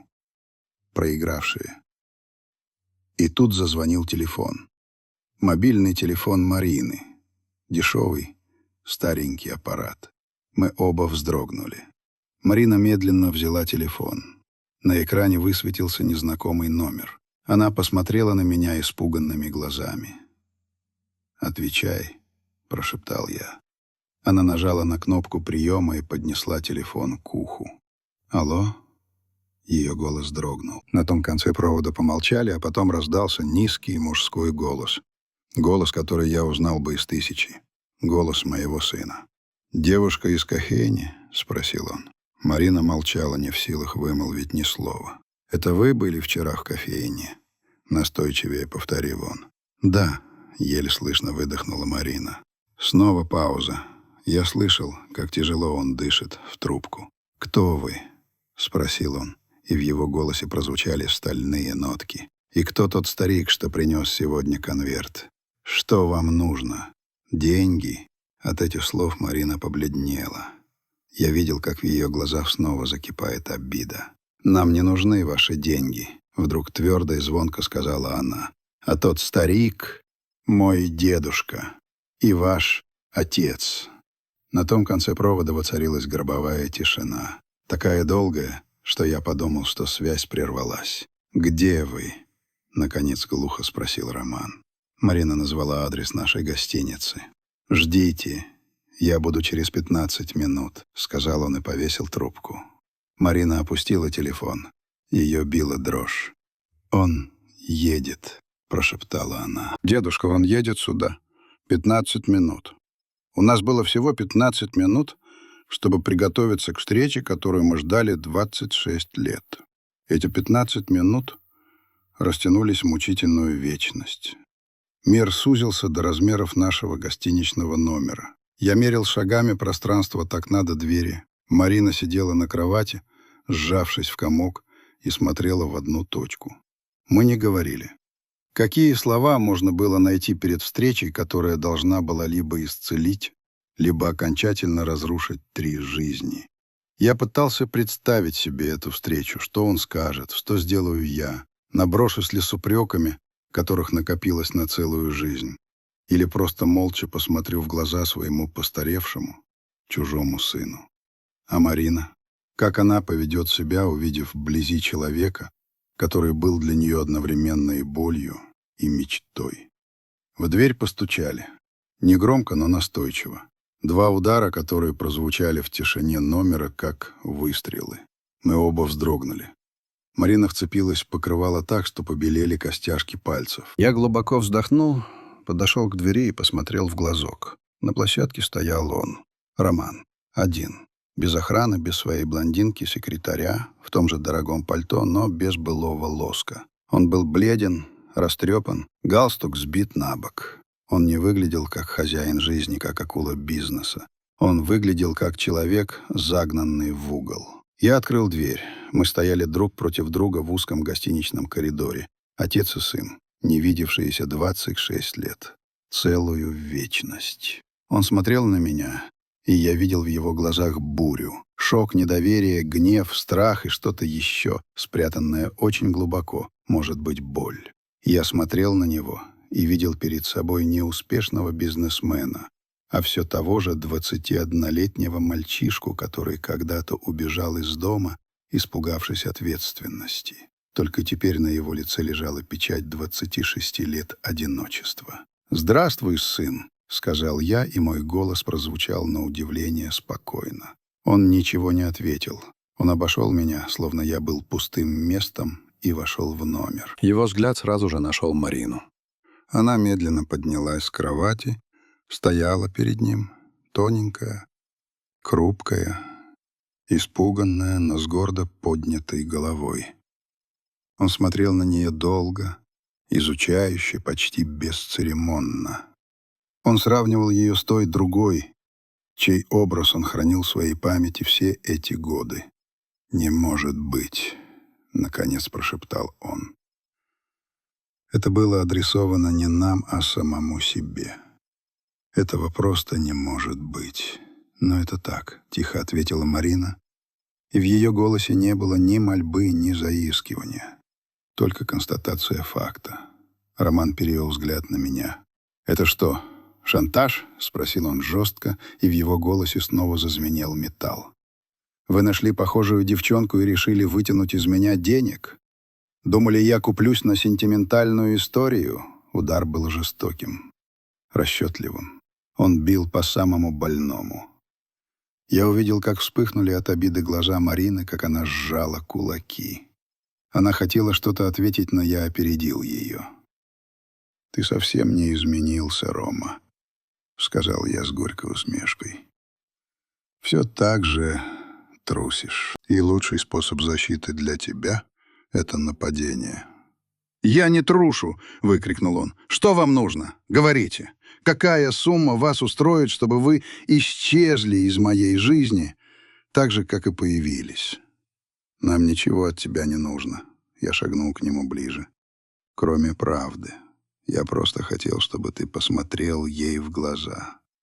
Чтобы ты посмотрел в глаза своей дочери и сказал ей, глядя прямо в лицо, что она тебе не нужна. Скажи это, Рома. Найди в себе мужество. Скажи ей, ты мне не нужна. Уходи. И мы уйдем. Прямо сейчас. И ты больше никогда нас не увидишь». Я бросил ему вызов. Я знал его слабое место, его гордыню, его болезненное мужское достоинство.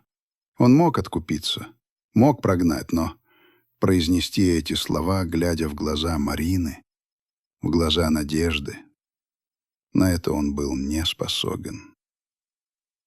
Он стоял, тяжело дыша, переводя взгляд с меня на Марину. Его лицо исказилось.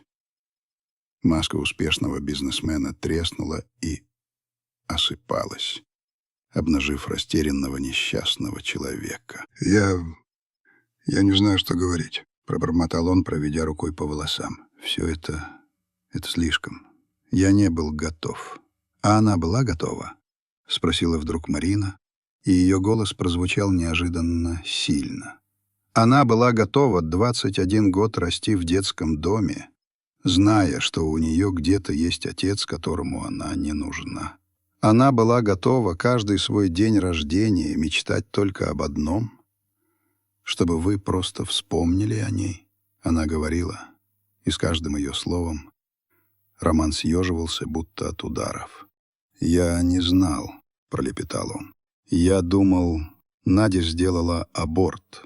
Она сказала, что сделает. Я звонил ей тогда через неделю после ссоры с тобой». Он посмотрел на меня. Звонил, чтобы извиниться, чтобы сказать, что я вернусь. Но ее подруга сказала, что Надя уехала к родственникам в деревню и что все кончено. Что она решила проблему. Я поверил. Или захотел поверить. Так было проще. «Проще?» — горько усмехнулась Марина. «Вам было проще поверить, что она убила вашего ребенка, чем взять на себя ответственность». «Хватит!» — закричал он, зажимая уши руками. «Замолчите! Оба!» Он рухнул в кресло, обхватив голову руками. Точно так же, как я сидел на скамейке в тот день. Его плечи сотрясались. Он не плакал, нет. Он просто задыхался от осознания того, что натворил. Мы с Мариной молчали. Не нужно было больше никаких слов. Правда была произнесена. Она висела в воздухе, тяжелая, удушливая. Прошла, наверное, минута, а может, и целая вечность. Наконец Роман поднял голову. Его лицо было серым, опустошенным. Он посмотрел на Марину. Как она умерла? Надя, спросил он глухо. Воспаление легких, коротко ответила Марина. Когда мне было 5. Она работала на 2 работах, чтобы нас прокормить. Медсестрой в больнице и санитаркой по ночам. Просто не выдержала. Роман закрыл глаза. Я видел, как по его небритой щеке медленно скатилась слеза. Одна, мужская, скупая. «А мама?» — вдруг спросил он, глядя на меня. «Как она?» Вопрос застал меня врасплох. «Ее больше нет, Рома», — тихо ответил я. «Полгода назад. В сердце. Она ждала тебя до последнего дня». Эта новость, кажется, стала для него последней каплей. Он согнулся пополам, и из его груди вырвался глухой, сдавленный стон. Стон человека, который в один миг потерял все. И прошлое, и будущее. И тут Марина сделала то, чего я никак не ожидал. Она подошла к нему, к этому чужому, сломленному человеку, своему отцу, и положила руку ему на плечо. Точно так же, как она положила руку на мое плечо в тот первый день на скамейке. «Все хорошо», — прошептала она. «Мы здесь. Мы вас нашли». Роман вздрогнул от ее прикосновения. Он медленно поднял на нее глаза, полные такой невыносимой боли, что у меня защемило сердце. «Простите меня», — выдохнул он, — «если сможете». Это была капитуляция, полная и безоговорочная. Он не просил прощения у меня, своего отца, которого он тоже предал. Он просил прощения у нее, у своей дочери, потому что понимал, что перед ней его вина была безмерной. «Мы попробуем», — серьезно ответила Марина. «Мы все попробуем. Вместе». В тот вечер мы впервые ужинали втроем. В дорогом пустом ресторане, куда привез нас Роман. Еда была изысканной, но никто из нас почти не ел. Мы говорили, вернее, говорил в основном я. Я рассказывал Роману о последних годах Ани, о том, как она хранила его детские рисунки, как перечитывала его письма из пионерского лагеря. Марина больше молчала, просто слушала, наблюдала. Она изучала своего вновь обретенного отца, пыталась понять его.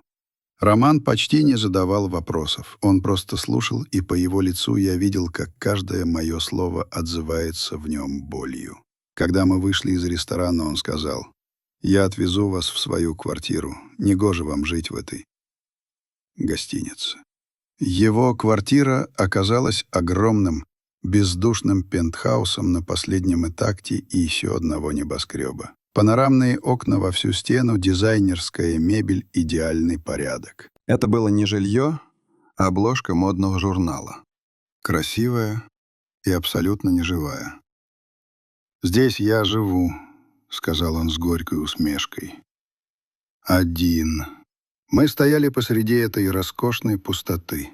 И я понимал, что мой сын, построивший целую империю, на самом деле был нищим. У него не было самого главного. У него не было дома. «Мы здесь не останемся», — вдруг твердо сказала Марина. Роман удивленно посмотрел на нее. «Почему?» «Потому что наш дом там, в Москве, на Покровке, в старой квартире, где пахнет пирогами и бабушкиными духами. И если вы хотите быть с нами», — она посмотрела ему прямо в глаза, «то вы должны приехать туда, домой». Это был ультиматум и вызов. Она не хотела становиться частью его глянцевой и успешной жизни. Она звала его в свою, в ту настоящую, где есть старые фотоальбомы, скрипучие полы и память. Роман долго молчал, глядя в панорамное окно на огни ночного города. Города, которые он покорил, но который так и не сделал его счастливым. «Хорошо», — наконец сказал он, не оборачиваясь. «Я приеду.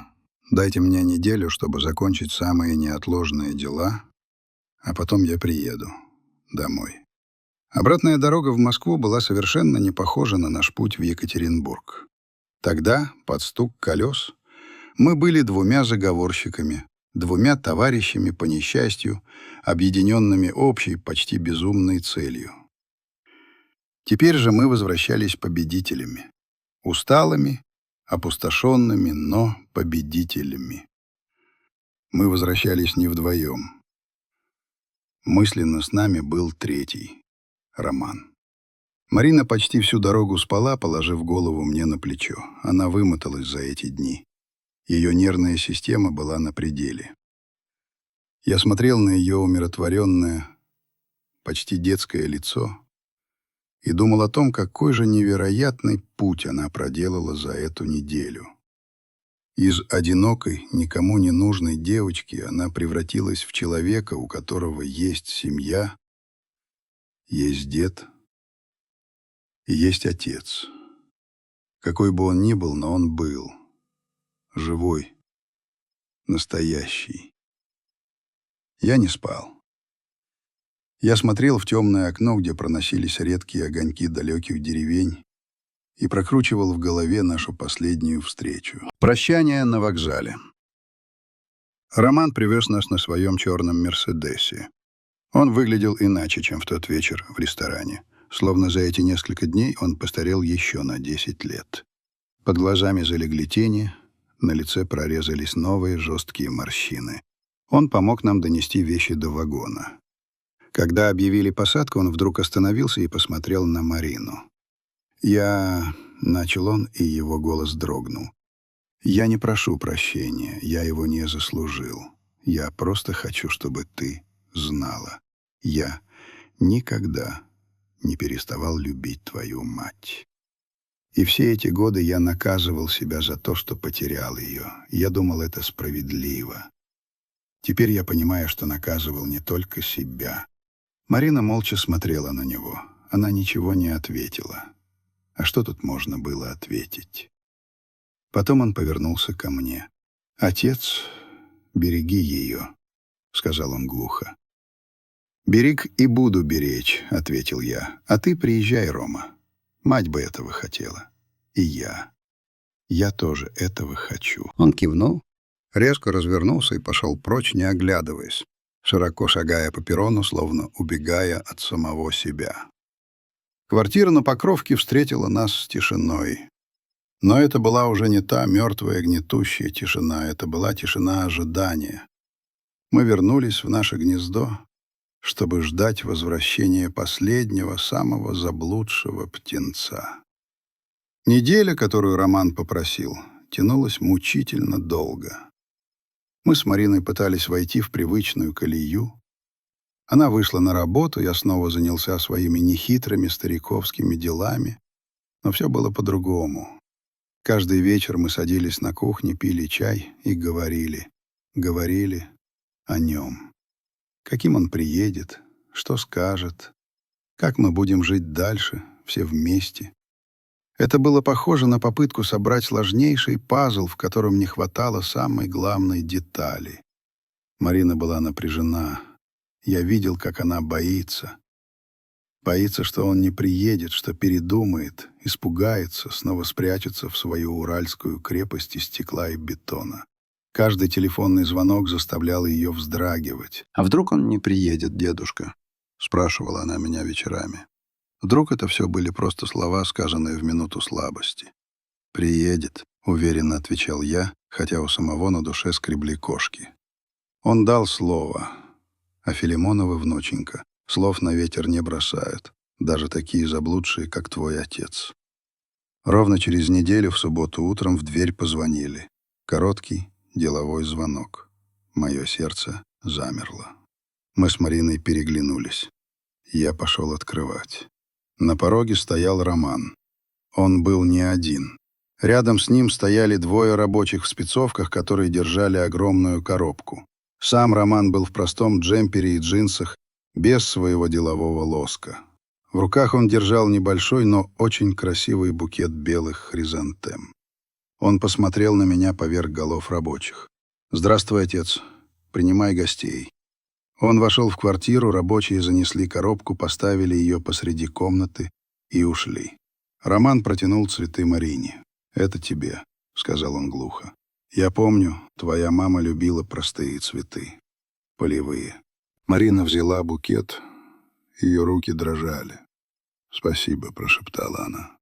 «А это», — Роман кивнул на коробку, — «это вам, вернее, ей».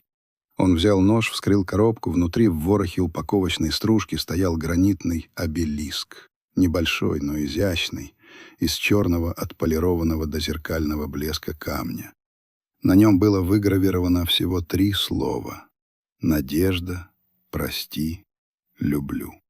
«Я хочу поставить его рядом с маминой могилой», — сказал он, не глядя на нас. «Если вы не против». Я подумал,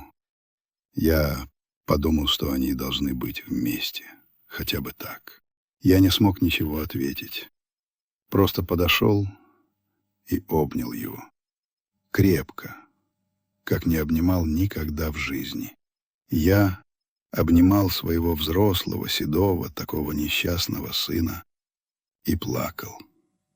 А он стоял как каменный, и только плечи его мелко подрагивали. В тот день мы втроем поехали на кладбище. Мы установили этот маленький памятник рядом с могилой Ани. Теперь они были вместе. Моя Аня и его Надя. 2 женщины, которых он любил и которых потерял. Мы стояли у 2 могил, и я чувствовал, что какая-то очень важная, рваная рана в моей душе наконец-то начала затягиваться. После этого напряжение, висевшее между нами, начало понемногу спадать. Роман остался жить у нас. Он спал в своей старой комнате, на том же диване, где ночевала Марина. Он ходил по квартире немного потерянно, как иностранец, попавший в незнакомую страну. Он заново знакомился с домом своего детства, с вещами, которые хранили память о нем. Наши разговоры стали дольше, глубже. Он рассказывал о своей жизни в Екатеринбурге, о том, как приехал туда с 3 копейками в кармане, как работал на стройке, как ночевал в бытовках, как потом, благодаря своему упрямству и инженерной хватке, которую он унаследовал от меня, он начал подниматься. Открыл свою первую фирму, потом вторую. Он рассказывал о своем успехе без всякой гордости, скорее с какой-то усталой досадой, будто вся эта его империя была лишь способом заглушить боль, занять пустоту в душе. Он почти не говорил о женщинах. Лишь однажды обмолвился, что были романы, были отношения, но он никому не позволял подойти слишком близко. Он боялся. Боялся снова причинить боль, боялся привязаться и снова потерять. Его блондинка-секретарь, как выяснилось, была лишь деловым партнером, с которой его связывали сложные бизнес-интересы, и ничего более. Он был один. Абсолютно, тотально один. Все эти годы. С Мариной у них складывались сложные отношения. Не было бурных сцен прощения и слезливых объятий, была осторожность. Они присматривались друг к другу. Привыкали. Марина не называла его папой, она обращалась к нему на «вы» и по имени-отчеству. А он, в свою очередь, не знал, как с ней разговаривать. Он пытался задаривать ее дорогими подарками, купил ей новый телефон, принес пачку денег, но она от всего отказывалась. «Мне не нужны ваши подарки, Роман Анатольевич», — твердо говорила она. «Мне нужно было ваше время. 26 лет назад». Эти слова ранили его, я видел, но он молча сносил ее упреки. Он понимал, что заслужил их. Прорыв случился неожиданно. Как-то вечером мы сидели на кухне. Роман пытался починить старый тостер, который барахлил еще при Ане. Он возился с ним, чертыхался, совсем как в детстве, когда не мог собрать очередную модель самолета. Марина наблюдала за ним с усмешкой. «Дайте я попробую», — сказала она. Взяла у него из рук тостер, что-то там подкрутила отверткой, щелкнула, и он заработал. «Откуда ты?» — ошарашенно спросил Роман. «В детдоме еще и не такому научишься», — пожала она плечами. «Там, если сам не починишь, будешь ходить без всего». Он посмотрел на нее, на ее тонкие пальцы, так умело обращавшиеся с отверткой, и в его глазах я впервые увидел не вину, не боль, а восхищение и гордость. «Ты молодец», — тихо сказал он. «Ты у меня молодец». И в этот момент она впервые улыбнулась ему. Не вежливо, не сдержанно, а по-настоящему. Открыто и тепло. Я понял, что лед тронулся. Они нашли первую точку соприкосновения. Не в прошлом, полном боли и обид, а в настоящем, в этом дурацком старом тостере. На следующий день Роман сказал нам, что ему нужно вернуться в Екатеринбург. Надолго. Чтобы передать дела, продать часть бизнеса и окончательно перебраться в Москву. «Я хочу начать все сначала», — сказал он. «Здесь. С вами. Если вы, конечно, меня примете». «Мы тебя ждем, сын», — ответил я. «А ты?» — спросил он, глядя на Марину. «Ты будешь меня ждать?» Марина помолчала, а потом кивнула. «Буду», — сказала она. И добавила, чуть помедлив. «Папа». Это слово, произнесенное ею так просто, прозвучало в тишине нашей старой кухни как самый прекрасный музыкальный аккорд. Я видел, как дрогнул подбородок у моего сурового, сильного сына, как он поспешно отвернулся к окну, чтобы мы не видели его слез. Он уехал, и мы снова остались вдвоем. Но это было уже совсем другое ожидание.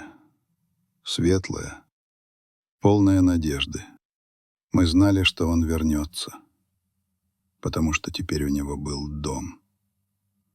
Настоящий дом. И я знал, что моя Аня, глядя на нас оттуда, с небес, наконец-то улыбается. Ее семья, ее разбитая, расколотая семья, снова собиралась воедино. Ее мечта сбывалась. А значит, и моя жизнь, такая глупая, полная ошибок, была прожита не зря. Прошел год. Теплый июньский день клонился к вечеру. Солнце уже не жаркое, а ласковое, пробивалось сквозь густую листву старых яблонь, рисуя на траве причудливые, дрожащие узоры. Воздух был густым, настоянным на ароматах цветущих пионов, свежескошенной травы и дыма от мангала. Я сидел в своем старом, плетеном кресле на веранде нашей подмосковной дачи. Той самой дачи, которую мы с Аней строили почти всю жизнь, вкладывая в нее всю свою любовь. После ее ухода я не приезжал сюда. Не мог. Каждый куст, каждая доска здесь напоминали о ней. Но сегодня я был здесь. И я был не один. С веранды мне было хорошо видно все, что происходит на участке. У мангала, сосредоточенно хмурясь, священно действовал Роман. Он был одет в простую футболку и шорты, и в нем не было ничего от того холодного, застегнутого на все пуговицы бизнесмена, которого мы встретили в Екатеринбурге. Он переворачивал шампуры с мясом с таким серьезным видом, будто от этого зависела судьба мира. Рядом, на расстеленном прямо на траве пледе, сидела Марина. За этот год она расцвела.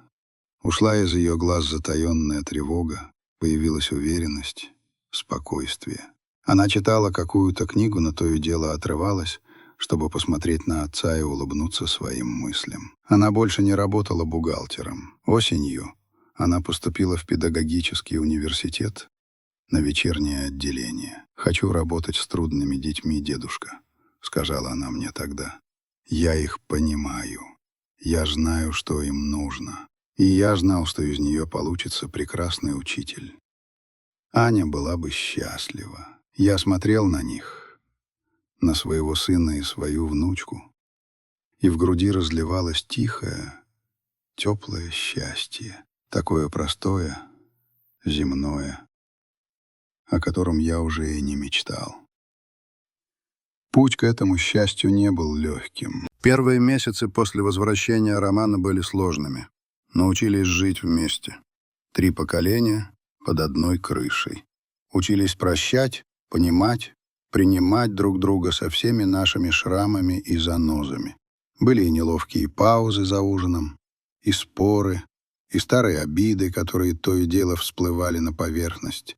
Роман продал свой бизнес на Урале. Не весь, но большую его часть. Он оставил себе небольшую строительную фирму в Москве, которая занималась не возведением небоскребов, а реставрацией старых зданий. «Хочу не строить новое, а сохранять старое», — сказал он однажды. Я понял, что он говорит не только о домах. Он купил просторную квартиру в новом доме, но почти все время проводил у нас, на Покровке. Он говорил, что только здесь, в старых стенах, среди скрипучих полов и запаха Аниных пирогов, он чувствует себя дома. Он много времени проводил с Мариной. Они не говорили о прошлом. Они наверстывали упущенное. Ходили в кино, в театры, гуляли по городу. Он учил ее водить машину, она его разбираться в современной музыке. Они медленно, шаг за шагом, строили мост через пропасть в 26 лет. Иногда по вечерам я заставал их вдвоем, склонившихся над старыми фотоальбомами. Роман показывал ей фотографии и рассказывал. Рассказывал о Наде, о том, как они познакомились, как гуляли по ночной Москве, как мечтали. Он говорил о ней без боли, со светлой грустью. И Марина слушала, впитывая историю своей матери, которую она почти не знала. И я видел, как эта история заполняет пустоту в ее душе. «Дедушка, мясо готово!» — крикнул с участка Роман. «Марина, накрывай на стол!» Я улыбнулся. Мы сели ужинать здесь же, на веранде, за большим круглым столом, который я когда-то сколотил своими руками. Солнце садилось, окрашивая небо в нежные розово-золотые тона. Пахло шашлыком, свежими овощами и счастьем. Мы ели, смеялись, перебивая друг друга, рассказывали какие-то пустяковые истории. Обычный семейный ужин. Но для меня он был чудом. Когда совсем стемнело, и на небе зажглись первые звезды, Марина принесла из дома гитару. Старую, семиструнную. Еще мою. Она научилась играть на ней за этот год. Она села на ступеньки веранды и тихо запела. Это была старая, почти забытая песня Акуджавы. Давайте восклицать, друг другом восхищаться. Высокопарных слов не стоит опасаться. Давайте говорить друг другу комплименты. Ведь это все любви счастливые моменты. Ее голос, чистый и немного грустный, летел в тишине июньской ночи. Роман сидел молча, откинувшись на спинку стула и глядя на звезды. Я смотрел на профиль сына, на его повзрослевшее, но умиротворенное лицо и думал о том, какой же извилистой и непредсказуемой бывает дорога к прощению. Марина закончила петь. Некоторое время мы сидели в тишине, слушая, как в саду поет сверчок. «Спасибо», — вдруг сказал Роман, не поворачивая головы. «За что?» — спросила Марина. «За то, что вы меня нашли», — ответил он. «И за то, что дали мне второй шанс». «Каждый заслуживает второго шанса, пап», — просто ответила она. Я сидел в своем старом кресле, укутавшись в плед, и смотрел на своих детей. На своего сына, на свою внучку. на свою семью. На исходе дней мне была дарована эта тихая, благодатная пристань. И я знал, что Аня сейчас где-то рядом. Она сидит на краешке облака, свесив ноги, и улыбается нам. Ее платок с васильками, который когда-то стал началом всей этой истории, теперь лежал у меня в кармане как талисман. Как символ того, что даже из самой темной ночи отчаяния может родиться самый светлый рассвет надежды. И что любовь, настоящая любовь, всегда находит дорогу домой.